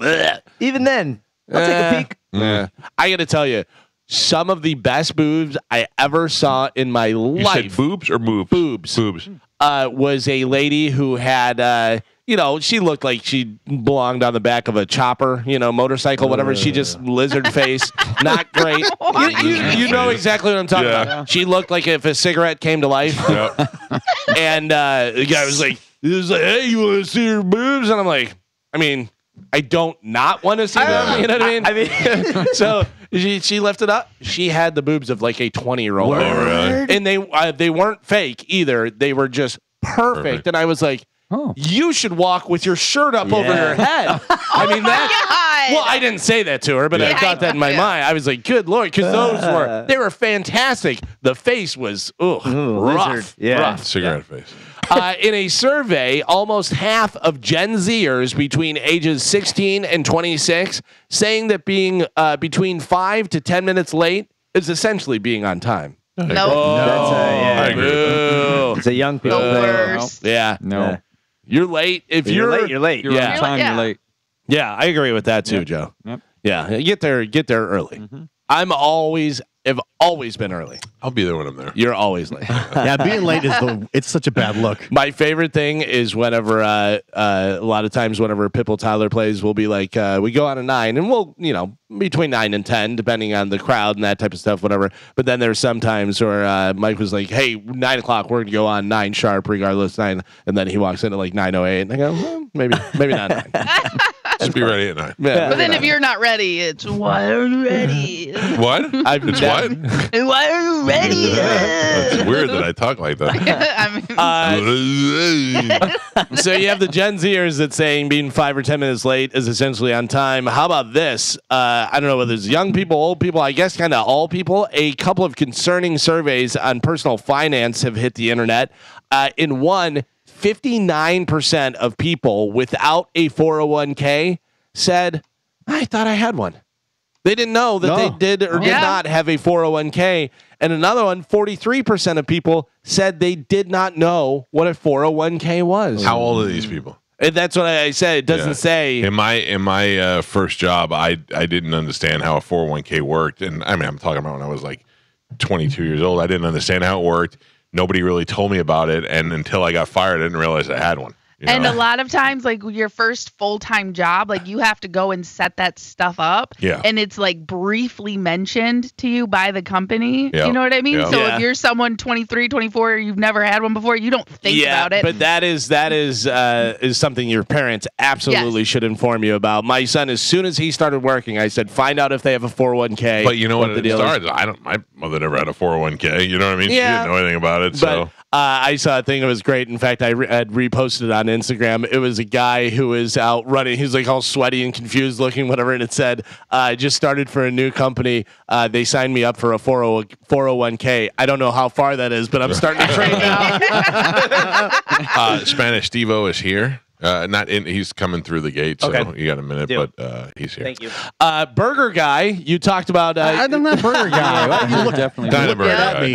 Forever. you're Burger Guy. No. That's your thing. But we were talking about all the different desserts and the unhealthy stuff, and you said you're a Twinkie guy also. Burger Guy, Twinkie guy. I enjoy a Twinkie occasionally. Will you be trying these? 7-Eleven now has cherry Slurpee flavored Twinkies. Oh, hell yeah. I'd give Yeah. that a try. Yeah. They're going to be I haven't selling those. Twinkie in so long. Oh, 7-Eleven cherry flavor? Hell cherry yeah. Slurpee flavored Twinkie. I mean, the original Twinkie stands alone on its own. Sure. I don't know. You need to, like Oreos. They're making like all these different Right. Oreos. Yeah. The original is the standard. You did it. You Yeah. figured it out. Right. But you Yeah. got to try the other flavors. Yeah. Just to, you know Yeah, what you I can mean? throw them out there and do that stuff. Yeah, but if I got to be honest with you, The original. you could have 20 different types of Twinkies. The original, the OG is where it's at. I'll dabble in the cherry for a Now, bit. Gio, would you rather be Twinkie guy or burger guy? You can pick. We'll go by whatever you prefer. I don't want to choose either. You got to choose one. I mean, burger guy is okay. We'll say burger guy. I think you look more like a burger guy. Yeah. I think you. Thank you. I guess. I think if you put Twinkie guy, you're gonna get a lot of different DMs. Yeah. You know what I mean? Yeah, you're not a twink. Hey. Some sad news. Bill Cobbs, the convincing character actor who had a pivotal turns in such movies as The Hudsucker Proxy, The Bodyguard, Night at the Museum, and of course, Carmen hit it. He played the great Del Paxton in That Thing You Do. You're my biggest fan, Del. That we love. He has died. He was 90 years old. Cobbs died Tuesday night at his home of natural causes. Gio sent it to me when it happened. I had not seen it, and I thought it said Bill Cosby had died. Oh. And I was like, oh, my gosh. Bill Cobbs. Bill Cobb. By the way, Del Paxton, such a great name. Yeah. Such a great name for a character and to be a musician. Del Paxton, like that. He's great. He was a great actor for Sit sure. down here and buy me a drink and tell me some stories. And 90 years old. Great life. Yeah, great life. Also in The Color of Money. Remember he ran the pool hall and stuff? Yeah, that was. Yeah, he was a great actor. For sure. Bam Margera is putting another legal issue behind him, taking a plea deal before his assault trial kicked off. Bam pled guilty to 2 counts of disorderly conduct on Wednesday in Pennsylvania. He had been charged with an incident last year where he allegedly beat up his brother and threatened to kill his family before going on a run from the cops. Bam will spend 6 months on probation, 3 months for each count. During that span, he will be subject to random drug testing. Oh, that's smart.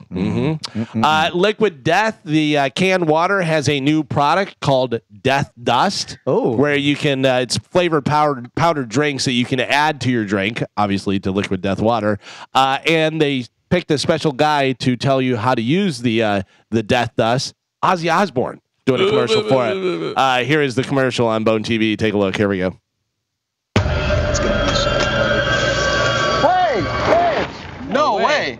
Ozzy Osbourne. Death Dust. Take it from me. Don't snort that stuff. We weren't planning on snorting it. Yeah, we're gonna mix it with water and hydrate. It's got electrolytes, which your body needs. Yeah, it's delicious. Whatever you do, don't try freebasing it.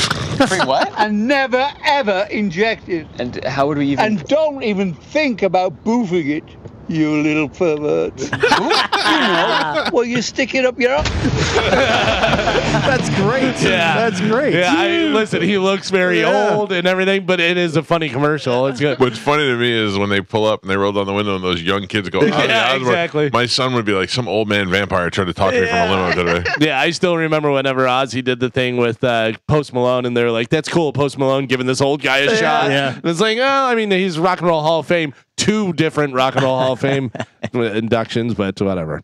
An AI version of the great Al Michaels will give customized Olympic updates on Peacock for the subscribers there. The real Al Michaels says that he was skeptical at first, but signed on when they showed him a demonstration. So he said, I'm in. Yeah. I mean, look, how much Al Michaels do you need him to be sitting there in a booth for 2 hours a day going, Al Michaels, Olympics, and the AI is like, we got it. We got it. I heard a sample of it. You can't even tell. Yeah. I mean, it's just, flawless. It's over. Yeah, it really over. is.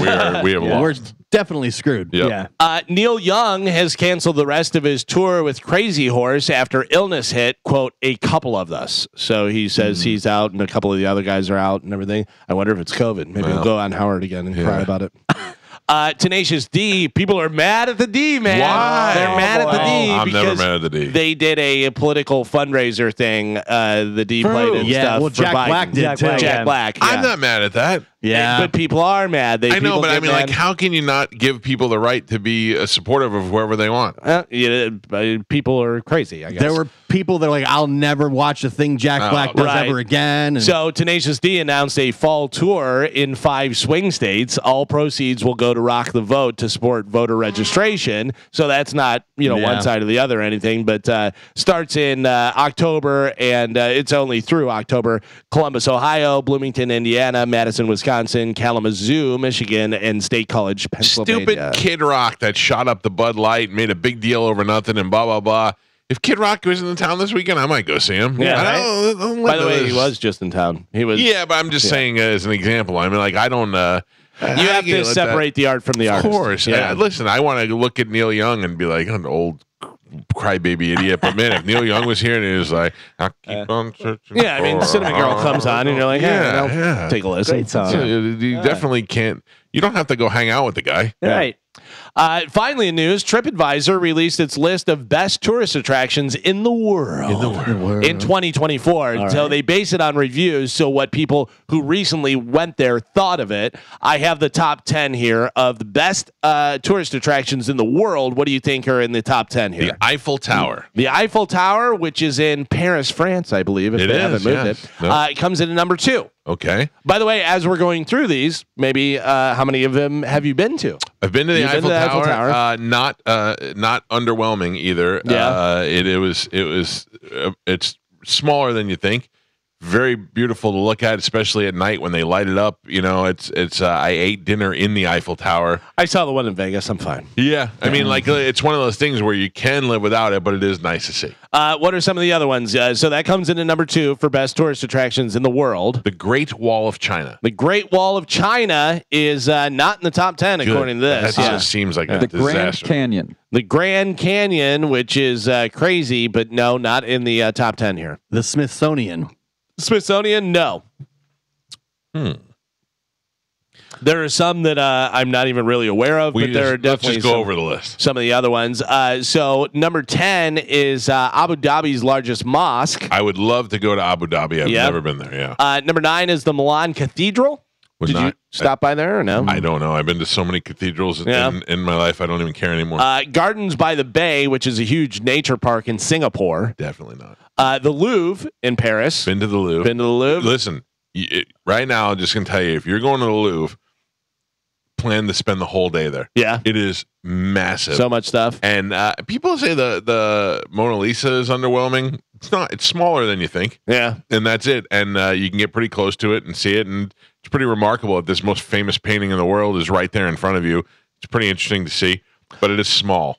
This one you've been to as well. Number 6 is the Colosseum in Rome. The Colosseum in Rome is one of the most fascinating places you'll ever be. And to be inside of it and know what went down there and see in the chambers. And that it's still there. Still there. Crazy. And it's still there among an operating city. So like you're still going to work and there's the old ass Colosseum. It's wild. Number 5 is the Crystal Caves in Cayman Islands. I've not been there. Number 4 is the Sagrada Familia. Sagrada Familia is the church in Spain. It is amazing. Carmen, you missed it. You didn't get to go to Spain, so you missed it. Darn it. Yeah. It is an amazing church that they're still working on and building it for years. Did you go there or no? Oh yeah, a couple of times. Well, this guy. And but it's also you have to I'm churched out. I don't want to see another church in my life. Over in Amsterdam, I don't know if Spanish hit this whenever he was there, the Anne Frank house. I would say no. I would say Spanish only went to the pot and hooker places. Maybe. Number 2 was the Eiffel Tower. You have not gotten number 1. Number 1, according to TripAdvisor, best tourist attraction in the world in 2024. This is based on people who recently went there. So what do you think? Number 1, best tourist attraction in the world? Buckingham Palace. No. The Vatican. There. Enjoyed Buckingham Palace. No. Been there. Enjoyed the Vatican. I can give you a hint. 3 letters. USA. The Empire State Building. Empire State Building, yes, is number 1 for TripAdvisor. Best tourist attraction. The Twin Towers were way better. Well, not anymore. So. But the Twin Towers were way better. Way to bring it down. I think they're closed. Oh, yeah. You must have forgot. The moose out front should have told you. Well, there you go. That is it for news. All right. Spanish, did you go to Anne Frank's house whenever you went, or did you just go for drugs and hookers? For what? Amsterdam, yeah. No, I did not go to Anne Frank's house. Yeah, not cultured. I went to another. What do they call them? Different house. You went to Fran Frank's house? No, I'm trying to think of the word, but like House a of Ill Museum. Repute. He went to Anne Spank's house. Yeah. That's what he was trying to say. He's just not fast enough. Yeah. I don't know that I need to see Anne Frank's house unless somebody goes, there's Anne Frank's house. And that was what it was. Gio and I saw some pretty cool stuff in Germany. Yeah, we went to the new Schwanstein Castle. That was cool. That clock that went off every once in a while. The Glockenspiel? Glockenspiel was pretty cool. Joe knows them. Yeah. Spunkles. Those are the good spots. Do you believe the stuff that when Anne Frank's sister said it was all made up? No. No, you don't believe that? I believe some of it was probably embellished for the story, but I don't believe it was. We didn't go to any of the Hitler spots, though. Which were all we were trying to avoid it. Because that still blew my mind. The Hitler bunker was like, you got to go check that out. Yeah. Right? That's kind of weird. How about this? Hitler's vacation home. I'm like, I don't need to see where the worst killer of all our time spent his free time. It's so nice out there. It was beautiful. I mean, it's a really beautiful. They were like, don't mention Hitler while you're over there. And then everybody was mentioning Hitler. Yeah. They were very excited about it. Yeah. Come see the bunker. The bunker. Gio and I, just like a great gay couple we are, went to go see the new Schwanstein Castle together. We sat at the little cafe. We drove. Over there, he was Twinkie guy.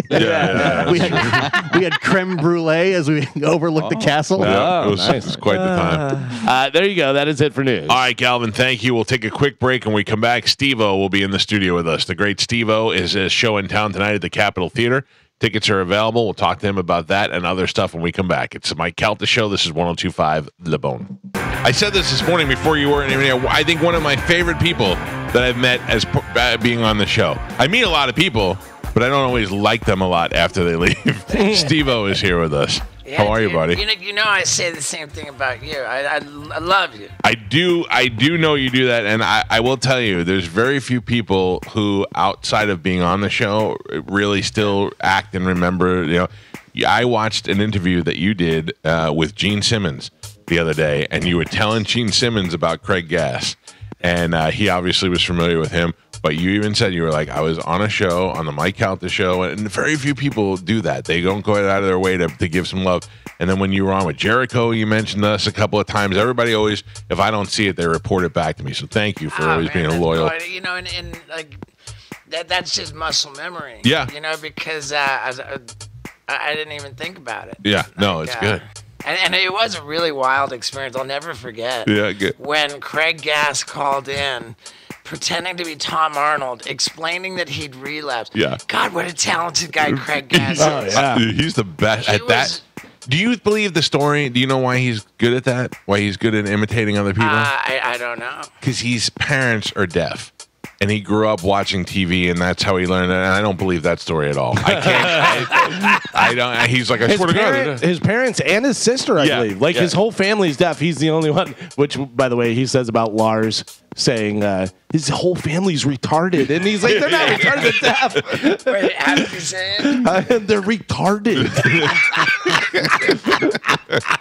But he does a great Lars, too. Yeah. And it's so funny. So he says that because his family's deaf, he was able to mimic the people on TV because he was hearing the only people he was hearing talking, and I don't know what it is, but his Pacino is unbelievable. So you're suggesting that he's a liar? Yeah, something about him makes me think he's lying. Yeah, he tells a story about how we were on, or supposed to be on, the roast of Gene Simmons, and that I was kicked out for peeing on Danny Bonaduce. I remember that story. Not true. Oh, really? I mean, I peed in a bottle behind Danny Bonaduce. But it's better to say I peed on him. But bless his heart. You know what do they say? Never let the truth get in the way of a good story. For sure. However, do not take that approach. I'm rigorously honest. Yes, you're honest. So. To a fault. It's ridiculous. It's the one good thing about you that I love is the honesty, because I think I told you this when you were on the phone with us last time. The last time you were here, my son and I went to go see the show, and we went out there, and you said, hey, tickets were going okay, and then I went on your show, and then we sold a bunch of tickets. I was like, oh, great. You know? So you went out there, and you were like, how many came out here to see because of the Mike Calta Show? And it was like, and you looked at me, and right from the stage, you looked at me and went, that backfired. That's great. You know, I think there are a lot of questions you can ask a big audience and not get like a really truthful response. Yeah. I genuinely believe that you really moved the needle. Yeah, people find out that you're here. You know, I loved it. I thought it was hilarious, man. I thought that was great. Steve-O, it's hard not to look at the penis on your tattoo. Yeah. That's the one Post Malone put it on your right eye above your your right eyebrow. How great was it to get on the radio with you beforehand? And I was so stressed out.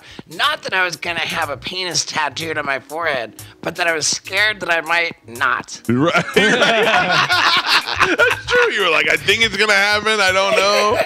Yeah. But can I tell you, though, that I honestly called you up today. I said, this is a guy I consider a friend. And I'm calling him up, and I'm going to talk him out of doing this. I'm going to be the one voice, and you just shut me down right away. You were like, if I listen to people who told me not to, and I went, he's right. He's made a whole career out of doing things that people told him. You know, I remember when I was living in Florida when Jackass began. Right. And living with my sister, and I was working in a flea market circus. Okay. So I spent like 2 weeks or so bringing in 50-gallon storage bins. Right. To collect the elephant poo. There was a guy whose job was to clean elephant poo, and I said, not one turd leaves this compound. Not one turd. You put when my 50-gallon tub is full. Yep. I will present you with another one. Okay. Okay. Not one turd leaves this compound. I had so much elephant poo, and it was just fermenting. It had maggots just crawling all up in there. And that was one of my first bits on Jackass at my sister's house. I laid out a kiddie pool, and we dumped every 50-gallon tub. We had a mountain of elephant poo in this kiddie pool. And I climbed up a 10-foot ladder and did all kinds of terrible acrobatics into the poo. Oh, man. And after the bit wrapped, the producers, they said, okay, now we're gonna clean up this elephant poo and stuff. We're gonna get this out of here. And I said, nope. That stays right there because I didn't want to be perceived as inconvenient.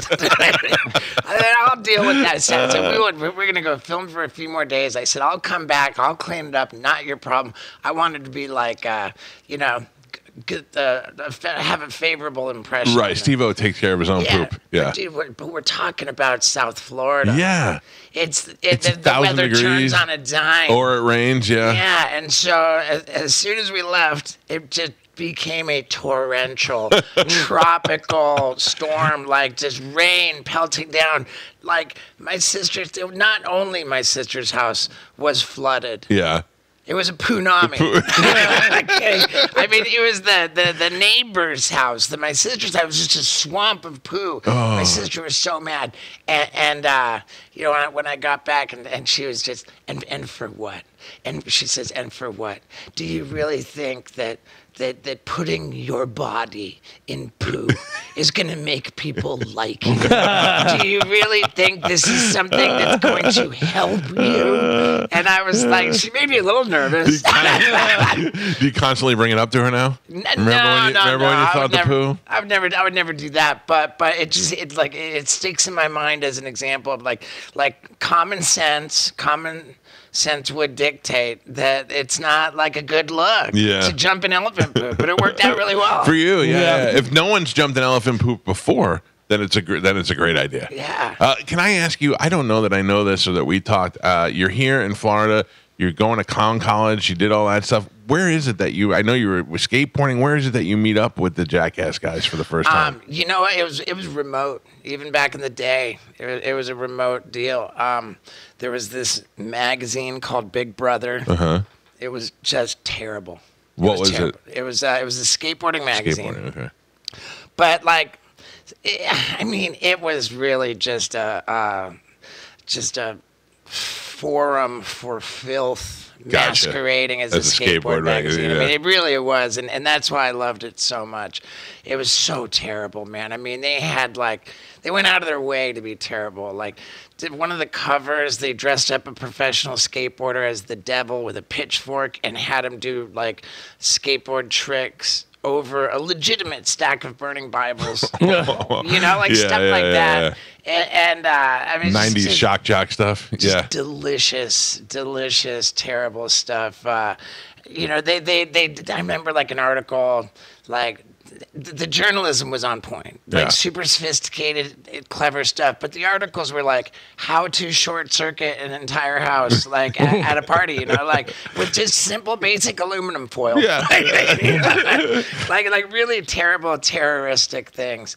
And and I just loved the magazine. And when one of their tours came through my town, I was living in Albuquerque at the time. I was just like, I'm getting in this magazine. Right. I don't care. And all I had to do was burn the skin off half my face. Oh. And I got my article. And What did you do to burn the skin on your face? I would spray large or amounts of something? hairspray in my hair to light my hair on fire, Oh, my God. so that somebody else could use my flaming hair as a fire-breathing torch. Right. But this time I wanted to make it special, so I had this professional skateboarder blow a fireball off my head, which I reached my hand into after dousing it with flammable liquid. Oh. Then my arm would be on fire and my head on fire, and then I would do a simultaneous fire-breathing backflip. Jesus. But because I wanted to reach my hand into it, I had it come from the side, and the professional skateboarder kind of didn't know what he was doing. He just blew the fireball point blank At into you. my face. Oh. And so my head was, my whole face, everything from the shoulders up was engulfed in flames. And I thought, I better hurry up and do this fire breathing backflip quick.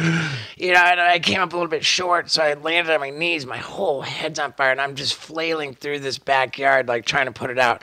By the time I got the fire out, like all the skin on half of my face was in my hand, rolled up like a Harvey joint. Dent. Oh, that's a real injury. Yeah. It was the skin was rolled up like a joint in my hand, and somebody had in the footage, somebody on camera somebody comes over and they go, "Dude, are you okay?" And I go, "Nah, not even."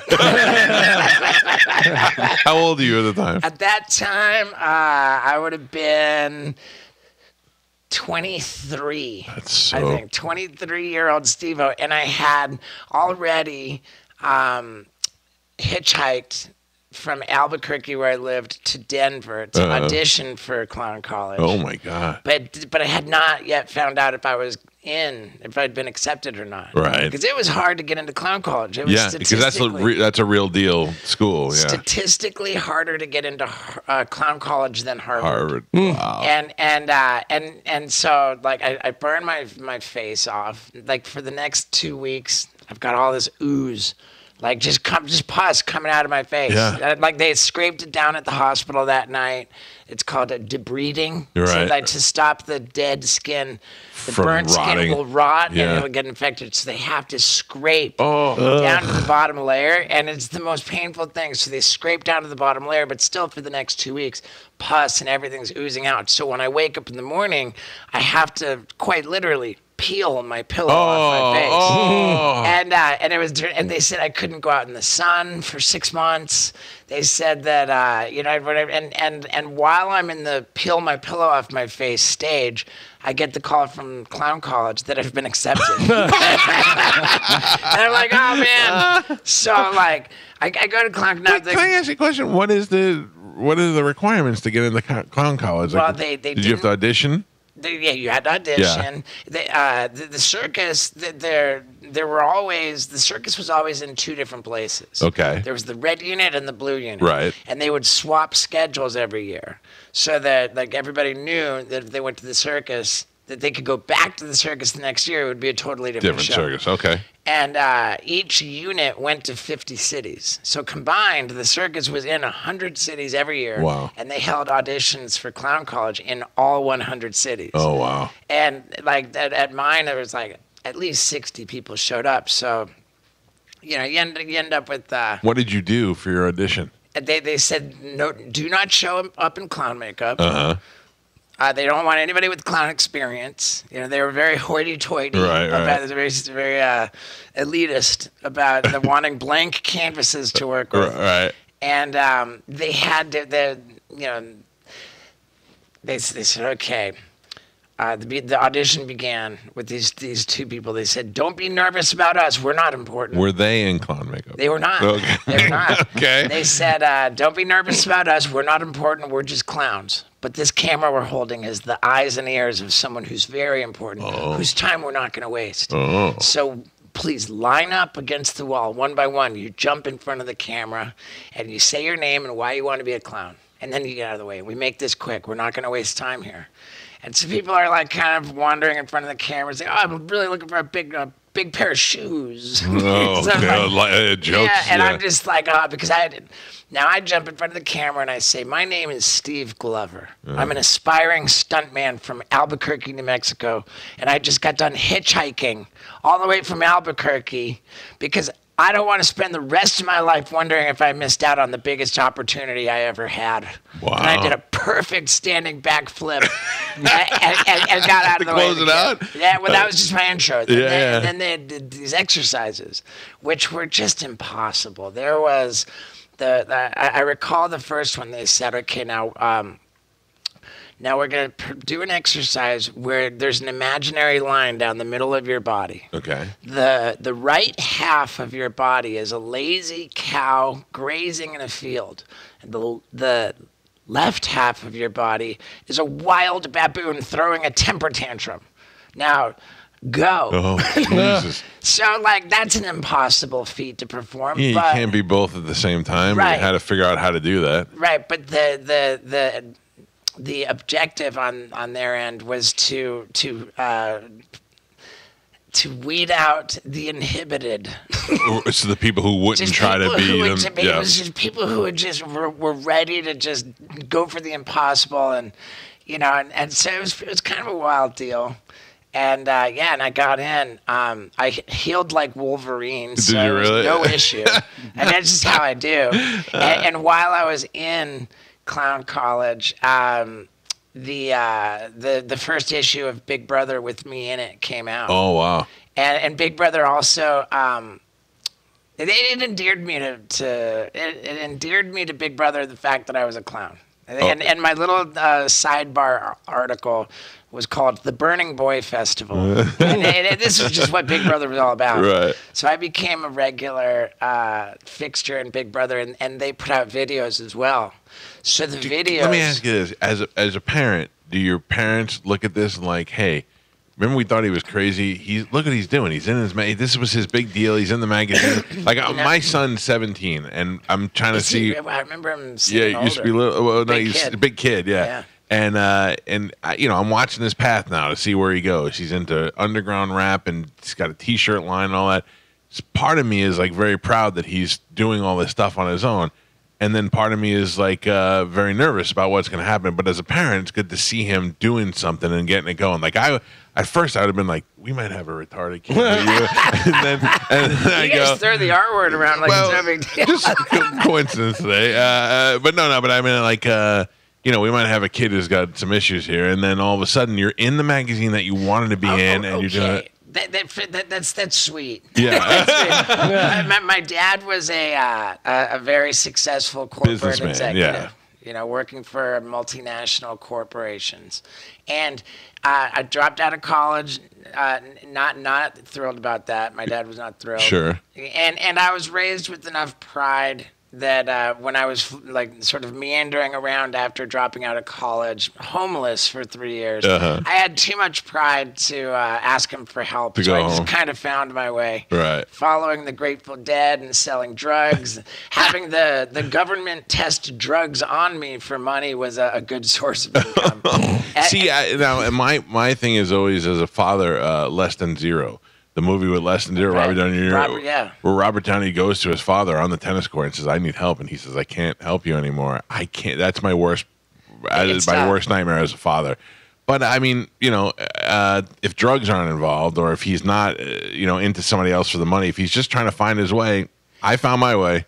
Years after the fact, I said, "Dad, I didn't have anything that I was doing which warranted you being proud of me. Not one damn little thing. Right. Like it's not. I just couldn't. I didn't have it in me to. I couldn't come to you and ask you to bankroll me doing nothing that you were in approval of. Yeah. I couldn't ask you for money to set myself on fire. I said you weren't going to give me money to do stuff that. He said you never gave me the chance. I mean, what if you had gone to him? How did he feel about clown college? He wasn't into it. He thought clown college was he was not at my gala graduation ceremony. See, I think that because he lived in England.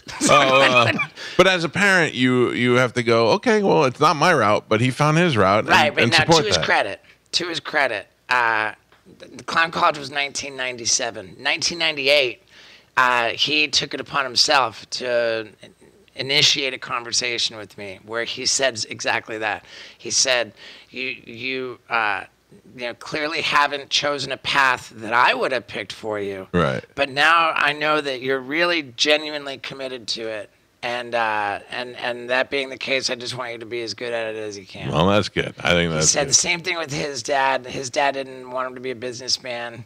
His dad was all academic, theology, clergyman. Oh, yeah, like the whole thing. You can't try to live your life through your kids. It's never going to work out that way. Yeah. Question: in 2024, who is worth more money, you or your father? Ooh, that's a mean question. He's on my payroll. Oh, does he handle your finances? He came out. I took him out of retirement. Yeah. That's great. It's satisfying to say. I feel like I'm blushing, and I would be mortified if my dad heard me say that in that context. No, but I get it. But that, I mean, to you, that's got to be such a great feeling. Not kind of like shove in your face, but look, I did it. You know what I mean? Yeah, and there's zero. I did it. I'll show you. And when I had little stuff in Big Brother magazine, they weren't paying me. I had not made a dime. That's a personal conquest. You know, it's something you love so much, and then all of a sudden to be featured and like. I don't know. Dude, you want to know about the personal conquest, and apologies if you've heard this. No, please tell me. I was such a fan of Motley Crue when I was a kid. So yes, tell this story because I don't know if enough people heard this. This is a great story. And my dad at the time, we lived in Canada, living in Toronto. My dad was, I believe, the president of Nabisco, Canada. Okay. Motley Crue's coming on Girls, Girls, Girls tour. The year is 1987. Okay. And Nabisco, Canada has, I believe, multiple skyboxes in the arenas. These luxury suites in Toronto's Maple Leaf Gardens where the hockey team plays. Yep. And my dad knows how much I love Motley Crue. And he knows nobody at Nabisco gives a crap about a Motley Crue concert. So the Nabisco skyboxes are going to be empty. Dad comes to me and he says, son, I'm going to do you a solid. He says, Motley Crue's coming. He says, I'm going to take you. I got the Nabisco skybox for us to enjoy the Motley Crue concert. And I say, Dad, watching Motley Crue through a plate glass window sucks. And he says, all right, well, if you can get better tickets, then by all means, go for it. Now, I didn't have a plan at the time. Yeah. But the day before the concert, I see on the news that they're just outraged. These jerks, these rock stars coming to our city, they behave like this. Whatever it was, they set a hotel room on fire. They're being Motley Crue. Being Motley Crue, and they're in our town. There's just this piece on the news about these terrible people coming to the town, and the concert's the next day. So I'm thinking, the concert's the next day. It's tomorrow. Right. And they're here now. Yeah. So they're in a hotel. Oh, there's an opportunity. I just know it. They're in a hotel. And I got to find them. And I'm such a diehard Motley Crue fan. They're all over my walls. I know that Nikki Sixx's real name isn't really Nikki Sixx. Oh, you knew. Frank Carlton Ferrano. Right. Like I know Vince Neil, his real name, Vincent Wharton. Sadly, I know all this stuff. That's epic. So I'm thinking to myself, all right, like, not going to check into a hotel as Nikki Sixx. Right. But probably not going to check in as Frank Carlton Ferrano. Right. Like. Too many people like you know that. So I thought, you know what? The manager. And meanwhile, I'm 13 years old. I go run into my room, pull out my tape cassettes, and every single one look at manager. It says Doc McGee. Doc McGee, yeah. Doc McGee. And so I'm like, I'm there in a hotel under the name Doc McGee. And I go run into the kitchen and I pull out the yellow pages. Look up the hotel. And I just go to hotel, and I'm not cherry picking. Like, oh, they're going to be in a nice one. No. You just went through everyone? I start at the top of the list. A. The AAA hotel. Yeah. And I literally, and it's 1987. They didn't even have call waiting yet. So my mom's pissed because I'm tying up the house phone. The concert was October 25th, but this is the day before. Right. You know, this is 13-year-old Steve-O. And October 25th was a Sunday, so this is Saturday. My dad's watching college football. Right. My mom's in the kitchen. I'm sitting there calling hotel after hotel, and when the hotel picks up, I say, "Hello, please put me through to Doc McGee's room, please." My mom's just pissed because I'm tying up the house line. Just hearing you say that 1,000 times. Yeah. Doc McGee, please. Annoying. And she's like, "Hey, you gotta knock this off." And I said, "Mom, I'm calling Motley Crue." Right? Now, my dad, sitting there kind of like noticing what's going on, he's watching college football. All he's ever wanted, and you could probably relate to this, all he's ever wanted was to see that spark. Just to see some enthusiasm, just to see to see me on fire for something. Right. And my dad says, "Honey, he's calling Motley Crue." You know? Dude, were you like, finally, he's on my side? He's on my side. And so I sit there for hours. Finally, I'm guessing I'm 2-3 hours into it. Really? And there was a false alarm with a different spelling for McGee. You know, but ultimately, I was patched through to a room. And the phone rang. This guy answers. And I say, "Hello, is that Doc McGee?" And the guy says, "Nah, this is Doc's brother, Scott." Who was also on tour, yeah. Yeah, who's this? And I said, as in Motley Crue. Like, I'm just kind of freaking out. Is the crew there? Right. You know, I said, right away, he's annoyed. He's annoyed on the phone. He's like, "All right, like, who is this? How'd you get this number?" And I said, "I just called every hotel in the Yellow Pages. Like I'm looking for the crew." You know? And he says, "Are you kidding me? Are you serious? That's awesome." How would you like backstage passes? Shut up. Like, just from talking to Scott McGee. Scott McGee was just impressed. Yeah. The little kid called every hotel in the Yellow Pages. He put me on the list for backstage passes, tickets in the fifth row. And my dad drove me to the show. We're in this cool media line. Your dad know now that you made it through and Doc McGee's brother's hooking you up? 100%, yeah. And it was the next day. We're all prepared. Like, we're in line with all these cool, like, you know, they got my pass with my name, an envelope with my name on it. The pass is inside. That's so great. Because we come in the media door, everybody's got huge cameras and stuff. Like, I've got, like, my big boom box, which we bring to the skybox so that I can put it next to the speaker and bootleg the concert. I record the concert. My dad takes photos of me with Nikki Sixx and Tommy Lee. Oh, your dad went backstage too? Yeah. Oh, that's hilarious. I had 2 backstage passes, so I've got, like, pictures from 1987. Tommy Lee and I are both kids. Yeah. Like, I'm super prepubescent. It's just a rad story. Do you get to show them to them now? Oh, yeah, dude. It became full circle where, you know, when they got back together in 2004, like, I announced them as being back together, like, at this big event. You know, it's so crazy in full circle. Like, they're the quotes on my first book, you know, on the cover. It's just really rad. And after that, from that point on, when I was 13, like, every crappy report card, every son, if you could just put the effort into it as you did the Motley Crue.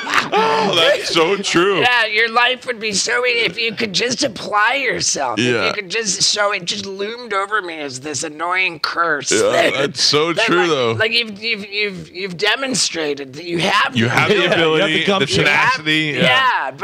But you're a loser. Yeah. So you grew up in not in California, but you grew up around traveling. Yeah. I grew up in New York, and I was a Bon Jovi fan because Slippery and Wet and New Jersey came out while I was in high school. So that was the thing. And I went to see them in June at Giant Stadium, the first time they played Giant Stadium. So 70,000 people, 1989. I'm here, they're there. I still think it's the greatest night of my life, you know, whatever. Fast forward now. I got a couple of guys in the band on my phone. I go out to eat with them when they come to town. I'm like, this is the most full circle thing to me ever. Couple guys in the band on my phone. Go out to eat with them a couple of times. Yeah. But are those guys cool with John Bon Jovi? Are they cool with him? Yeah, because wasn't there like some... So Sambora is the only one that's out, the guitar player. Okay. But like David Bryan and I have become acquaintances. I can call him or text him if I had to. Tico Torres, we've gone out to dinner with him a couple times where he knows we recognize each other. You know what I mean? That to me blows my mind. John is above everything. So I've met John and hung out with John a couple of times. I don't really think he knows who I am. He's above everything. He's above everything. He's the boss. Yeah. But I mean, like, they were the nicest guys, and it was just one of the most full circles things with me, because to me they were like, when I was a kid, they were superstars, and now I'm eating dinner with them in Tampa. So it's just it blows my mind, that stuff. I love that. I love that story. I love that you calling the hotels and all that. Also, good thing you got Scott McGee, not get Doc, because Doc's a little curmudgeon-y. He would have been like, hung up on you. Apparently, Scott McGee today is neighbors with Kid Rock. Oh, really? Yeah. So imagine that means Scott's doing pretty well. Scott's doing all right. Yeah, I think so. Yeah. Holy cow! This is Steve-O in the studio with us. Check it out, dude. Oh yeah. We've got the pictures of me and Nikki Sixx and Tommy Lee brought up on great. the intro on Bone TV. Yeah. Man, it's so crazy that you can just sit here and talk for this long with no music, no commercials. Yeah, I mean, we do play commercials, but we are thankfully this company allows us to manipulate them within the 4 hours, so that as long as they all get played, we're okay. So it doesn't have to interrupt what we're doing. I know, and dude, it's like unbelievable in this day and age of radio. I don't know, like talking is kind of like taboo in radio. Yeah, I don't get it, because if it's the last thing I'm listening to the radio for is music.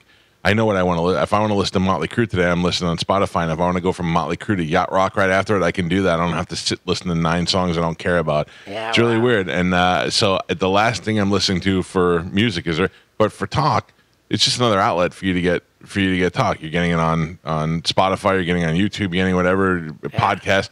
We're just another outlet. So when people are like, we always talk about how first time we met, you thought radio was dying, and I'm like, right. In essence, some of it is, but the good ones are still hanging around. Radio's like Los Angeles. It's either really good or really bad. Most people in radio are doing it as they're leaving radio after it's done and going to work at a furniture store. Like it's not paying their bills anymore. They're doing it for the love of being here or the coolness factor. I am 52 years old. This is it for me. If radio died tomorrow, I'd be like, well, it was a good run. I've been doing it for 30-something years. I'm done now, so I don't care. You know what I mean? I still get up every day. I still get a fat paycheck. I still get, Dude, and you're in your house. This is the best thing ever. Worth noting, this is my first time. I couldn't remember if he came in. Yeah, I said, has Steve-O been here before? I can't remember. I thought he had, but I guess not. Yeah, I guess not. Yeah, I remember the building so well. I really do. We should have you go wake my son up. Get in bed with him. Hit him in the head with your nuts. Shaq was supposed to come in one day, and Joey, my son, was going to school. He was still in school at the time, and I thought we should do a thing where every celebrity comes in and has to go wake my son up. Can you imagine being sleeping and open your eyes? Hey, little buddy, time to wake up. That would scare the hell out of me. Yeah. It's important to remind everybody, Steve-O is in town. He's got a show tonight at the Capitol Theater. I went to the show last time. I loved it. I watched the whole thing. I stayed for the whole thing. I laughed. Do you know how hard it is for me to do something during the week and then get up at 5 o'clock in the morning the next day at my old age? But it was worth every second of it, man. It really is a great show. Well, thank you. It's a totally new show this time around. Oh, really? Yeah. So there's new stuff, too. So have you saw it before? Yeah, it's a 100% new show. And I've been... Like I booked this trip. I'm gonna drop a nuclear bomb on you now. Okay. Right. This is a man with a tattooed penis on his eye is now going to give me a nuclear bomb on top of that. Okay. Yeah, and I'm kind of surprised that you don't know about this already. Maybe I do, and you don't know that I know. Okay. The name of my next tour is Steve-O's Gone Too Far. Okay. And I got it in my head a good 4 years ago. That's what I'm gonna do, and that part of it is gonna involve me getting a boob job. Yes, we did talk about that the last time we talked. The biggest boobs that I can possibly have surgically implanted will be what? Did they look at your body and say you can get confirmed D cup? D, you can go D. I can go D cup. I'm now 52. So yeah, a 50-year-old man can actually fit more than a younger man. Oh, okay. Yeah, and it's very clearly a nuclear idea, and I believe in it so thoroughly. Yeah. I'm not going to live out the rest of my years with D-size. How long do you plan on holding them for? 2 months. 2 months. I don't know if that's worth it. You might have to go a little longer. I might end up going. 2 months isn't even allowed to, like, you can't even take them on tour at that point. They haven't even settled yet. There will be a run where the boobs are in place. Okay. I came up with 2 months because somebody put it in my head that more than 2 months and the stretching might get like Too a little much. bit more unmanageable. Right. But the actual boob doctor, who I've now consulted with in person, isn't even worried about it. He's like, he's you kidding not? me? Yeah. Like maybe perhaps it's because I'm doing under the muscle. Okay, you're going. Oh, you're really doing it, right? Yeah. I'm really doing it now. Like I don't want to pour the act out, but like but candidly, this run of shows is I'm calling it an interim show, like where I'm exploring historically what has absolutely crossed the line, like with Jackass, and things that were filmed for Jackass, which Too much. absolutely could not be shown, and powers that be like want to scrub it from existence. I have it. You have it. And I'm Okay. gonna show it. Can you give us any examples, or would you rather not? I don't want to ruin anything. Yeah, I'd rather not. Okay. But there's a whole bunch of stuff that I've already done for the new tour. There's a whole bunch of stuff that I'm not even supposed to have that I'm gonna peel back the curtain and show. I'm gonna explore where the line is, and I'm gonna explain why, in some cases, I'm proud to have crossed the line, and I'm going to come clean and explain how I'm sorely apologetic, remorseful, and like really upset for the rest of my life over other situations where I crossed the line. All right. So yeah, it's Are you worried anything's going to get you canceled?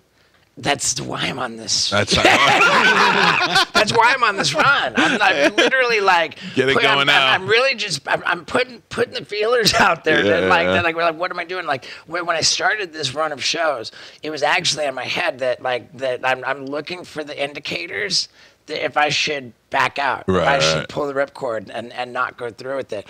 And I've been very nervous starting this run of shows that the horrifying things that I'm bringing to the audience, that it's just too much, and that I'm just going to watch it like just bum people out. Yeah. And I cannot believe how resilient my people are. Like I'm really like the boost of confidence that I've gotten from presenting the most horrifying aspects of my career and of the franchise. Like people can handle it, and with the tits, like I'm walking through the pros and cons as I see them. I'm relating the dire, urgent pleas to get me to stop, like the threats, the stakes. I am more for the breast than I was for the tattoo. Wow, that's crazy, dude.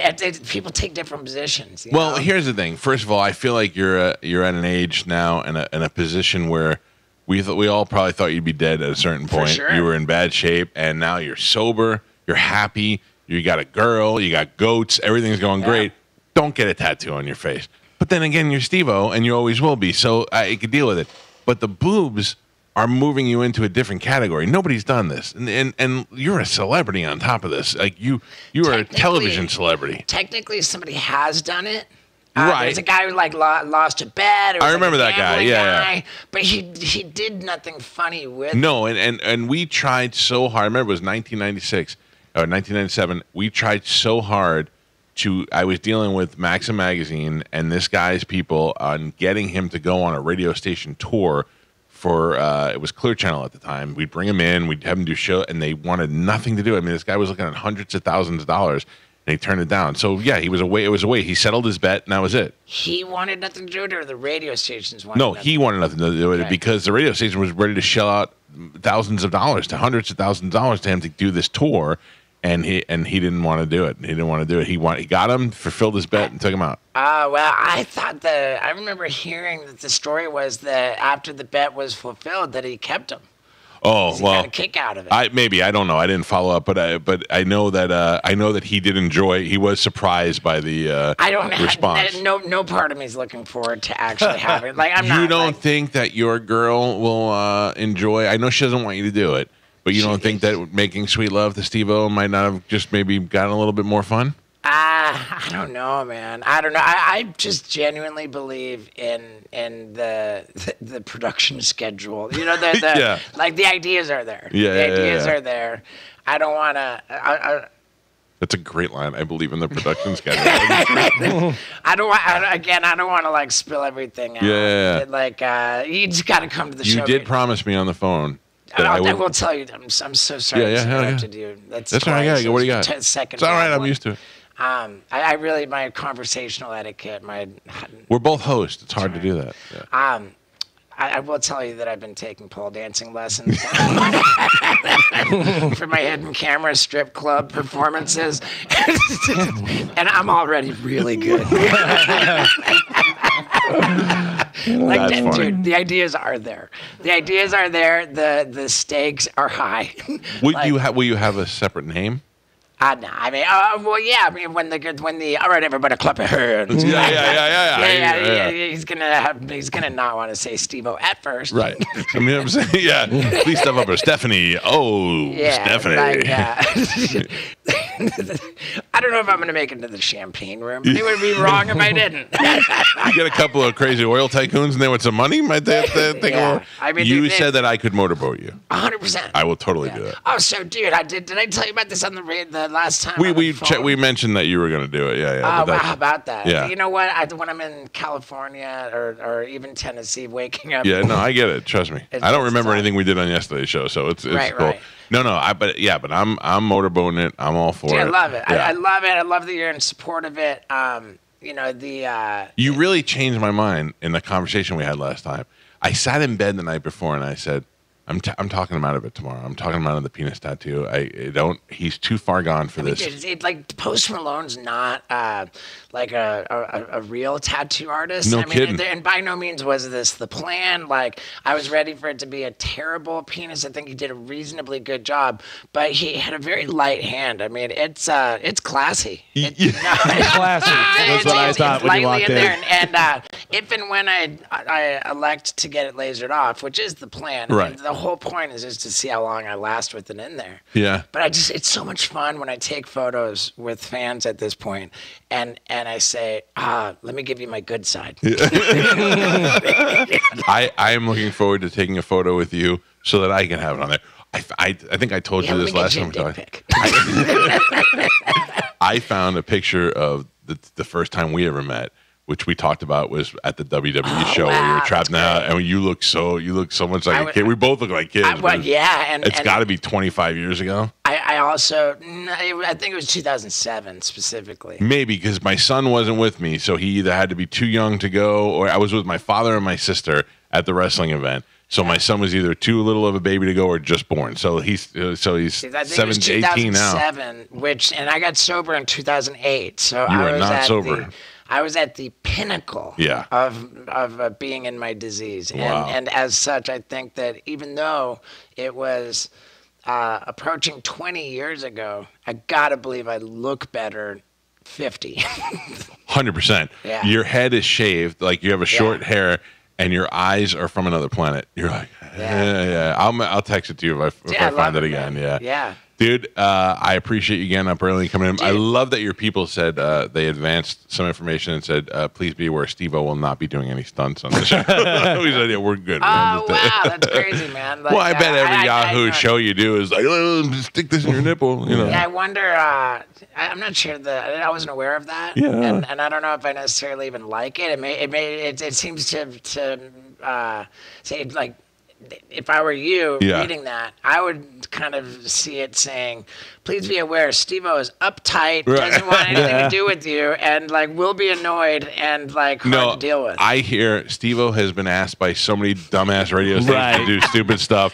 that he's not doing that anymore. Right, but when you're the dumbass who's inclined to ask, you're like, oh, he's an annoying, uptight. Yeah. You know? I'm also the guy that goes, oh, so no stunts? Okay, cool. We won't ask him to do anything. And then you get here with like, tase your nipples. Right. Okay, yeah, I think I might want to just ask about what is it that we're sending out? No, I just said that. I actually think that's a good idea. Okay. So that, you that way you're not getting hit by every station van whenever you go to some radio station. Yeah, but then it's interesting because you're kind of damned if you do, damned if you don't. Do you go on shows when you were in LA? Do you like frequently? Like were there? There's only a couple of shows Kevin I know Bean, of. Who? Kevin and Bean. Kevin and Bean, yeah. On K-Rock, it was always my But then Bean retired, as I understand, and Kevin got. Left the show. I think maybe he went to a competing radio station. He's still in the mix. Still there, yeah. But I'm not really sure. There's the Woody Show, or the guys in LA that I like. I met those guys before. They do a good show. And then of course, Kevin and Bean. And then, but other than that, I don't even know who's on the radio anymore. You know the Rizzuto Show in St. Louis. I know of the name. I don't know the show. Rizzuto Show in St. Louis is a great team, and they're very, very thriving. I mean, I've gone to St. Louis with like a pretty bad situation, like on the ticket scale front, the ticket sales, right? And go on the Rizzuto Show, and boom, problem solved. Good. So that's the only way that I can. Do you know though, as an artist, that it's not you that's not selling tickets? It's the fact that there's not enough information out there. There's who's not doing advertising for it, who's not telling. I mean, that's kind, but no, you're never going to tell an artist. But you'll see the jump. Them. You'll see the jump after you've done the media. You know what I mean? You'll like. I'm just so sensitive, and I don't think that's like. I think that what it is in the artist, in the comic, like the very dynamic, which makes the comedian compelled to get on stage and be like, please love me, please love me, like I'm not okay, and I need to be on stage, like for you to make me believe that I'm okay, right. Like that's a sensitive, defective person. I'm missing that. I am on stage, like if I do a live show, I'm there for one reason. Give me that money. That's the only reason. I don't need to be loved. I don't even care if you like me. It's just let's do this deal. I want them to have a good time, but I'm doing it for the money side of it. I'll make no mistake, man. I'm just an attention whore. I need to be loved, and I care so much. I genuinely care so much about putting on a good show, man. Oh man, good. And this run again, it's been an exercise in workshopping material, in presenting horrific stuff, and I started out like really nervous about it, and in just this run, like up to this point, I'm really confident getting on stage. Good. I'm really like it's coming together, and man, is it fun. So I wish I could go tonight. I can't go because first of all, it's late for me. But also, I got the debates tonight that I have to watch because we got to talk about that tomorrow. Oh, wow. Yeah. So, I mean, dude, in a sense, there's a lot of jackassery going on tonight on stages. It's tonight. It is tonight, wow. Yeah. I mean, unbelievable. It's just unbelievable. Listen, this is the weirdest point in all the years I've been alive, so I can't wait to see what happens next. I got to believe that I will be very interested in everybody's take on it after the fact. Yeah. I'd probably rather wake up early and hear your take on it than actually suffer through the debate itself.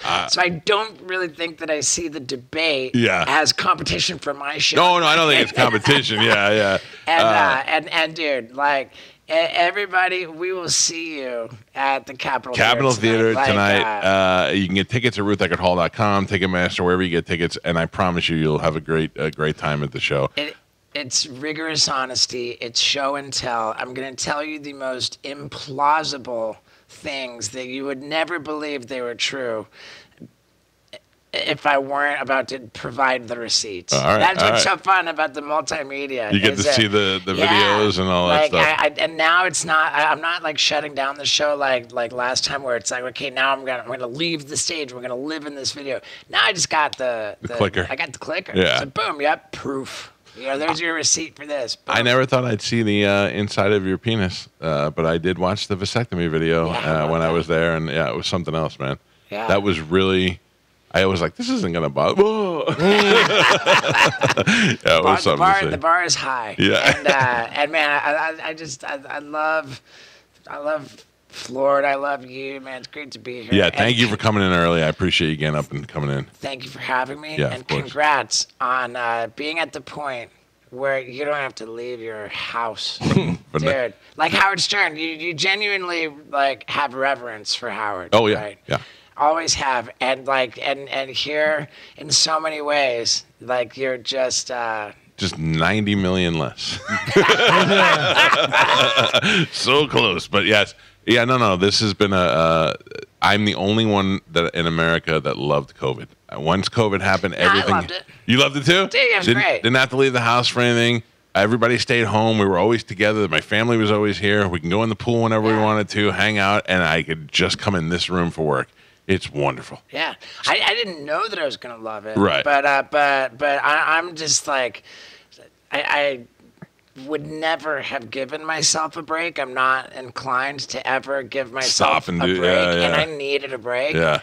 And so it forced me to kind of slow down, take a breath, and reevaluate, and I just adapted and diversified in ways that benefited me greatly. Yeah, and that makes sense. I started a podcast. Sure. I realized that Me too. because I had the connection here at the radio station, a riot broke out. I was able to hop on the air and talk through the riot, interview the sheriff and all that, because I had this facility. I was like, this is the best thing that ever happened. Yeah, for sure. And like during the pandemic, so many relationships fell apart because a lot of partners We're realized stuck with that each they other. didn't like their significant other. People are like, oh, wait a second, now I got to be with my significant other like 24 hours all a the day, time, and I don't actually like this person. So it tested relationships, and I was just so thrilled that my relationship really stood the test. Sure, we loved it. The more time we spent together, the stronger we got. Exactly. Here's to COVID, everybody. Yeah, COVID was cool, man. And with the stimulus money just flowing, and everybody had expendable income to burn, it felt like. Yep. Let's make some new T-shirts. Dude, I was destroying it with the selling merch, and I even went a little overboard with it. That's so funny. But I'll tell you the best takeaway I took from the whole show today that really makes me happy is in a good way, not in a gotcha way, is that your father is on your payroll. I love that. I just think that's a great. I can't wait till there's a time when my son was like, "Remember when you used to be rich?" I'm looking forward to that. It's I don't want to. It's a good thing. You keep it. You keep it. I want to handle it the right way, but I'm right there with you. Yeah. Steve-O tonight at the Capitol Theater. We got to take a break. It's the Mike Calta Show. This is Steve-O.com. Steve-O.com for all your information, videos. And if anybody has any doubts about what my unique show and tell multimedia approach to comedy is, right at the top of Steve-O.com, streaming 100% for free, is my last XXX rated multimedia special, the one that you saw, the bucket list. Will you bring the boobs here when you have them in? Well, okay, I'm gonna just blurt this out. All right. They're going to the Sturgis Motorcycle Rally. It's going to be so weird. And that's where the next run's going to start. The Steve-O gang rape will be happening in Sturgis. Oh, good luck with that. All right. We'll take sloppy 30ths. The ideas are there. Yeah, I'm sure they are. Sweet Jesus. Thank you, brother. We'll take a quick break. It's the Mike Calta Show. It's 102.5 The Bone. Every Thursday in the 8 o'clock hour, we talk to Cody Tucker, and today we had to bump that back because Steve-O is here. Carmen, if you can handle the phone for me, and let's bring up Cody Tucker live on the air. Cody, how are you, buddy? Hey, man, I'm good. How are you doing? Good. Thanks for being flexible. We had Steve-O in here, and he hung out with us for the last hour. Oh, awesome. Yeah, no problem, man.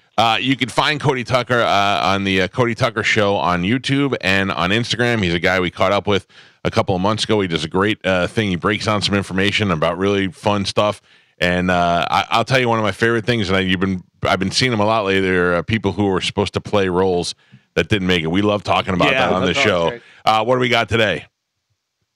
All right, so got a little movie trivia story for you. So this is going to be a pretty intense one. So in the late 90s, Ron Howard started working on a movie about a man who overcame his schizophrenia to excel academically. If you were thinking about the movie A Beautiful Mind about John Nash, you're wrong. Oh. So he originally was going to make a movie about a man named Michael Lauder, starring Brad Pitt. Michael Lauder was a fellow who graduated from Yale in the early 80s, ended up working for this consulting company. A little while later, started having delusions that his room was bursting into flames and that his parents had been killed and replaced by Nazi spies. Jeez. So he ends up quitting that job. A little bit later, enrolls into Yale Law School, graduates from Yale Law School in 1992. Sounds like a great story, so why didn't Ron Howard make that movie? Right.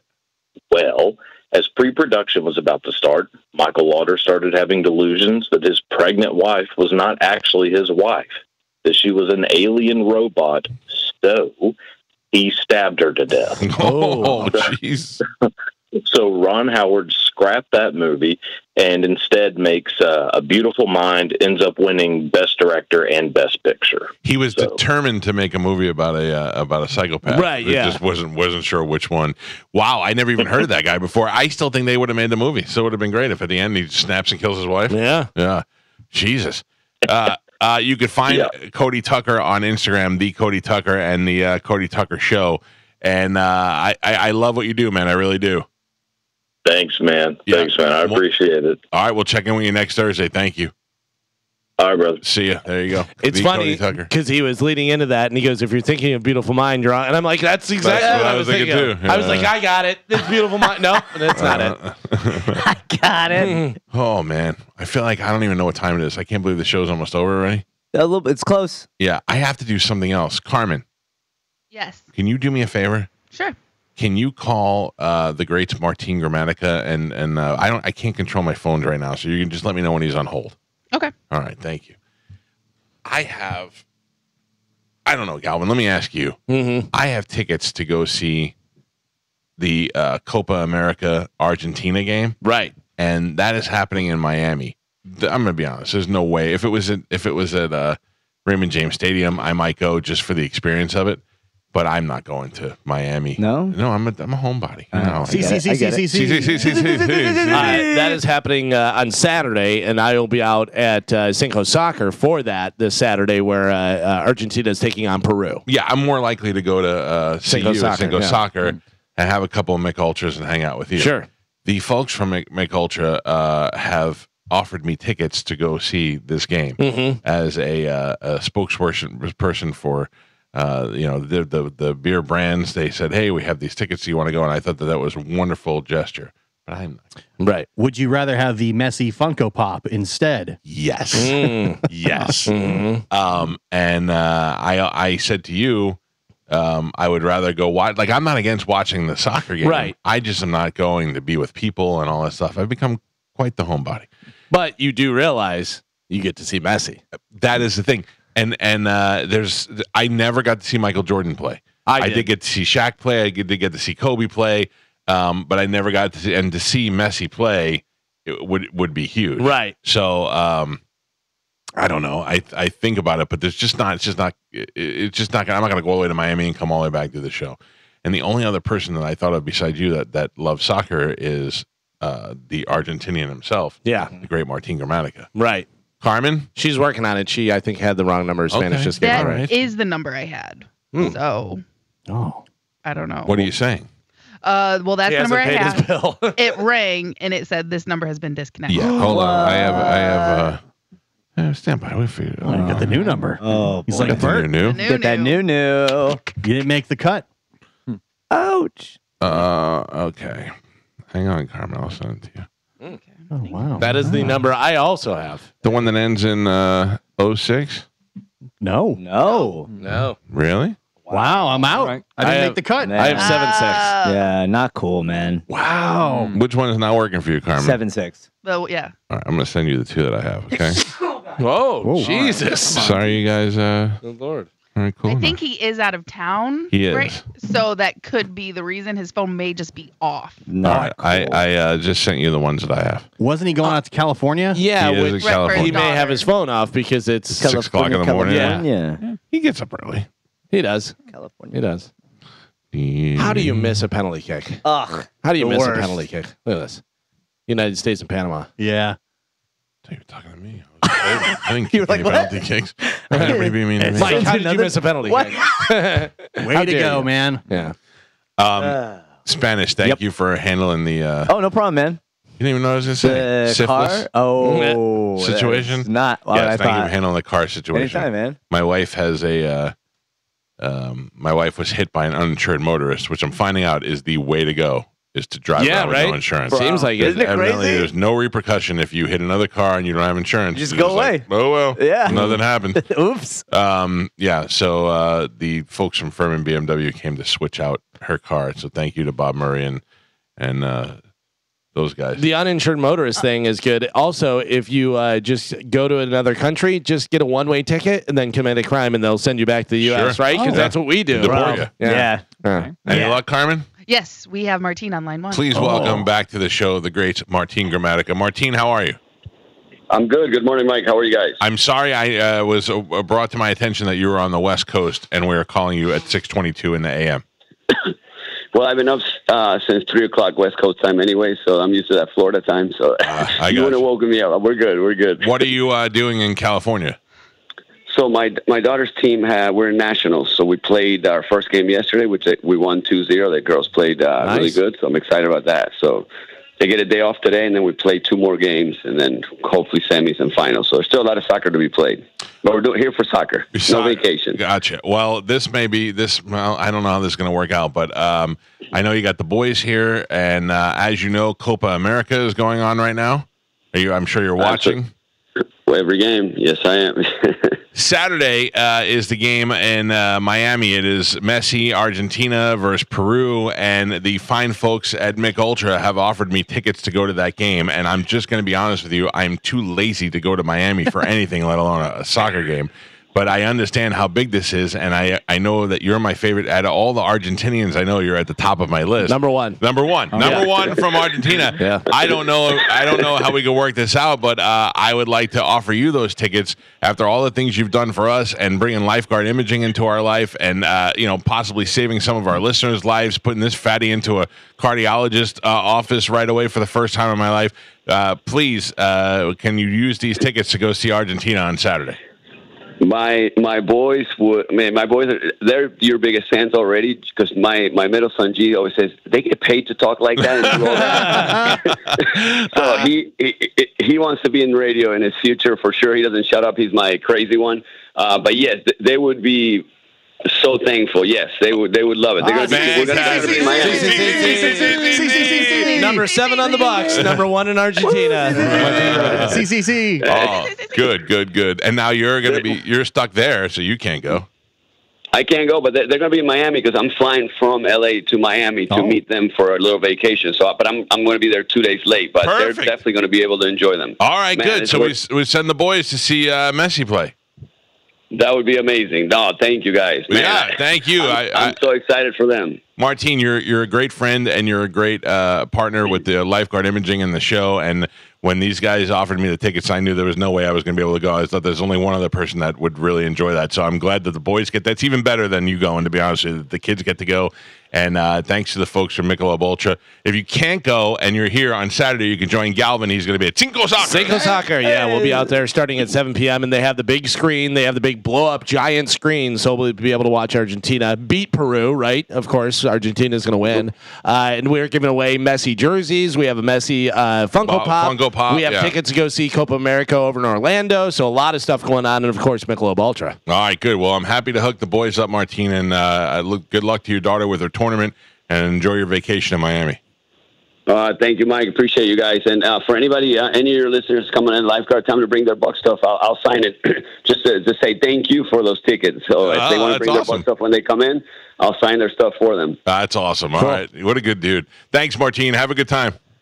All right, guys. Thank you. Have a good day. There you go. Okay, bye. Well, I feel like everybody's so happy today. Yes. Doing all these good things. Now you want people that want to go and enjoy that, and they're huge Messi fans as well. Obviously, if you called and told me you had Yankees World Series tickets, I'd be like, oh yeah, this is great. You know who did that? Chuck Fest. Remember when Chuck Fest sent us to the All-Star game? We went to the All-Star game. We went to the All-Star game. When, what's his name? Went bananas and hit so many. Who was that? He was the guy who had drug problems. He played for the Rays for a while, and he Hamilton. Josh Hamilton. Josh Hamilton. We did it. We did it together. Yeah, Spanish was involved too. Josh Hamilton won the home run derby and just went nuts. Yeah, he went off. We went, me, you, Frankie, and DJ, I think, went to the home run derby, and then we went to the All-Star game when it was in the old Yankee Stadium. Old Yankee Stadium, which I was amazed at how tiny those seats were and how sharp of an incline it was. Yeah. You look down, you're like, oh, I'm gonna fall. Yeah, it's not a good drunk place to be. No. Yeah. And remember, we saw the guitarist from Stained was there as well. We did. Oh, I don't remember anything. Was I there? No, you. That was Is a that different trip. Yeah, we went Oh. when Slash was there. Damn. We went. I miss all the good stuff. You know what I found that I have? People ask me all the time, like, what's your best piece of memorabilia that I have? I don't know if you remember this, but another time we went up it was Pete's 40th birthday, and we went to see Slash at Atlantic City. I did the fan round table for a Howard Stern show, and then that was the first time I ever went to the set at Letterman. Yeah. And that was when I said to Pete, I'm like, you think we're dead? Yeah. You think we died? And this is just, and then I did stuff with the Sopranos while I was there. So anyway, we went to a Yankee game. It was me, you were there, Spanish, Frankie, and all my guys, and Dan came, and we went out there, and I had those awesome seats that were like underneath the stadium where all you can eat food and stuff. And then Hank Steinbrenner left us other seats for you guys, and we had like a great time. And you guys bought me a bat. Do you remember that? I do. The little one, right? No, it was a regular size full black Yankee Stadium bat. And you guys all signed the bat, and I have it up in my Awesome. in my thing with my other bats. It has Wade Boggs bat, Derek Jeter bat, and then there's that bat hanging there. Yeah. Dude, I have some stuff that I don't know where it came from. I mostly would give the credit to Olivero because Olivero is just so generous. He gets stuff and just gives it to me. But I have an autographed Tim Raines game used bat. I have an autographed Alfonso Soriano bat that Brooklyn Mike gave me a long time ago. We went to a game, and the Yankees were playing the Rays. This is 20 years ago. And Alfonso Soriano was on the team, and I guess they're from the same town in Dominican or something. And he went over to him, and he was like, hey, and then next thing you know, Soriano comes over with a game-used bat, gave it to him, nice. Signed it, and then he gave it to me. I was like, this is the best day ever. I don't know what you two just said to each other, but I love you both. Do you have the remember the Oakland A's jersey that I gave you? Do you have that hanging still? The Oakland A's jersey is... Do you remember the one we found in your office? Oh, yeah, we didn't know what it was. Yeah. Remember when we went to see Yankees, I think it was a spring training game, and it was that where you had all you can eat, all the different Sit stuff. right behind And Cameron Diaz was there because she was dating, what's his name at the time? Jeter? No. A-Rod. A-Rod. Yeah. Yeah, dude, we sat in the first seat behind home plate. Yeah. Again, Howard Grossworth and Chuck Fest hooked us up with those tickets. And we, it's an all you can eat, all you can drink kind of thing. But you're in the first seat. But so while I'm in there, my phone is blowing up. All my friends in New York, they're like, you at the Yankee game? We can see you behind home plate. And my grandmother was the best. Michael, I see you and Joey on TV. But yeah, we saw Cameron Diaz. I saw Richard Gere. Regis back in the day, all these celebrities would sit right in that area. Did somebody have their beer sitting on the thing and they filed the thing back and they hit the beer? Hit the beer and knocked it hit over. the net. Yeah, because that's how close we were. I think Bob Murray's phone went in his beer. Yeah, and knocked his phone off and went right into the beer. That's so funny. All right, I got to take a break. So thank you, Michelob Ultra, for hooking up Martine. Those kids will be thrilled to death. It's the Mike Calta Show. This is 102.5 The Bone. Big Dick said that if you and Joe want to come over and help me clean the patio on Saturday, he'll stream it live on YouTube. Oh, yeah. All right. Fiditzing, is that what you said? Fiditzing, yeah. Joe Fiditz, he'll rearrange, but nothing ever really changes. Listen, keep an eye on that rec tech. You don't want that to get lost in the I put shuffle. a GPS in there, so I know how to follow it. Lost in the shuffle. I've been stealing that grill one piece at a time for the past 2 months. Joe, you let me know. I won't pull a caper. Shake it out of your pants like Shawshank. Yep. I have a voicemail that I haven't listened to from Medicine Man. Do you want to hear it? Yeah. He does tend to swear. Yeah. Well, I mean, we could take a gamble on that. I think. Hold on, let me shut off. Do you think he's showing remorse or he's doubling down? Oh, what if he doubles down and calls you names again? And he's like, listen here, blah, blah, blah. Oh, if he's calling me names again, I don't even like to hear that. He hurts my feelings. I hear it over. Every time I hear it, it just makes me want to cry a little bit. Let me load up the voicemail here. I haven't heard this, honestly. I'm listening to it for the first time, so if I have to dump it, we have to dump it. Okay, Carmen? Okay. Oh, there it is. Hold on. Hey, Mike Calta, the man with the legend, medicine man, and I can't apologize if I call you a fat ass, but what happens if your friends call you that, like Bert Kreischer or Robert Kelly? So, that's what I didn't say. I think I got it in the bathroom. Really bad. That's it. So he doubled down. He apologized, but then he was like, "What about when you're from my friends? Don't call me that." Also, I'd like to point out that he put himself in the friend gang of Bert and Bobby. Yeah, like Bert, my number one best friend. Yeah, I get it. Bert, Bobby, and Medicine Man. Those are your three top friends. You've known Medicine Man longer. It's true. It makes sense. I get it. I'm on Medicine Hey, Man Mike side. Calta, the man with the legend, medicine man, and I can't apologize if I call you a fat ass, but He really hit it, too. what happens if your friends call you that, like Bert Kreischer or Robert Kelly? So, that's what I didn't say. I don't understand. I think I got it in the bathroom. Really bad. I'm surprised he didn't follow up that I got to go to the bathroom really bad with a. By the way, I don't even think that was for you. That's for Mike Kelter. Galvin, I know I've mentioned this before, but when you call my desk at work, it transcribes the email and sends it to me. It has never sent me the same one twice. Yeah. I should pull it up and read what it said. Hold on, let me see if I can find it here real quick. Mike Kelter. End my counter. That's the best. End my counter is what it says. ANDMY counter. And then this is Medicine Man is amendment. What? Because it's trying to translate what he says. Yeah. Doesn't transcribe it though. And my counter is amendment, the Medicine Man, and the kind of apologies. Oh my god. But I mean, a real person calls. It does a good job, I would imagine. Yeah, probably. He's hard for humans to understand. By the way, also he really hits the fat ass again. He does. The way he said, not cool. Yeah. Like he could have said, "Listen, I'm sorry I called you that name." He could even have said it. I'm sorry I called you fat ass, but he I goes, can't apologize "Yeah, if I call you a fat ass, but See, he really hits. what happens if your friends call you fat ass, but Well, listen to when he said it the first time. Hold on. fat ass, but I don't like it either time. But he's trying to justify it, saying, Yeah. "Hey, I thought we were like all friends here." I don't. None of my friends call me a fat ass. Not to my face, at least. I thought you said it was okay, Spider. Yeah. No, it's not. I mean, if Bert can do it, why can't Medicine Man? Oof. I mean, Bobby might have done it, but Bert's not done it. Medicine Man could sell out the Mahaffey Theater 8 nights in a row, right? I have a limit. You must be able to sell out a venue for at least 3 nights before you can call me a fat ass. I get it. I mean, I don't know. I guess you're trying to be. I thought that's what friends do. Just buddying around with me, but I don't like it at all. That doesn't register as an apology. No, dude, he doubled down. Even though he did say, "I want to apologize," Yeah. does not. Just does a not goof, register huh? as an Just a apology. goof. Sorry, Michael. You don't deserve that. It is what it is. I want to apologize, but I thought it was cool. I thought we were okay. Yeah. Like that's what we do. We just friends do. We're friend zone. We bust balls. You know what we do? Can I tell you why I'm excited? For tomorrow, we got a field trip. Yes. Very Carmen, you excited. coming to the movies with us?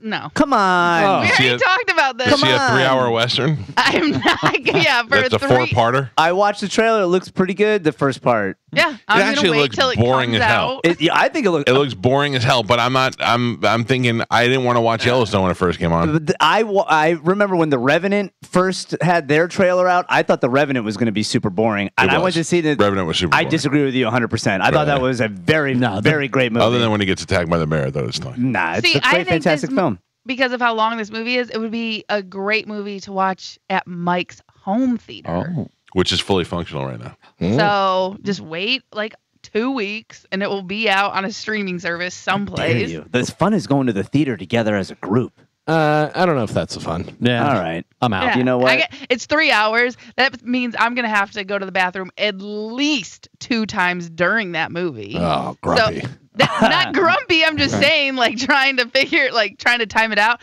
So that's why I rather watch it when I'm like at Mike's home theater, closer to the bathroom. So Don't you miss can grump as in much. his in his I'm bathroom. not grumping anything. Just because I got to get a Diet Coke and some popcorn. Who was that? As long as it's all about you.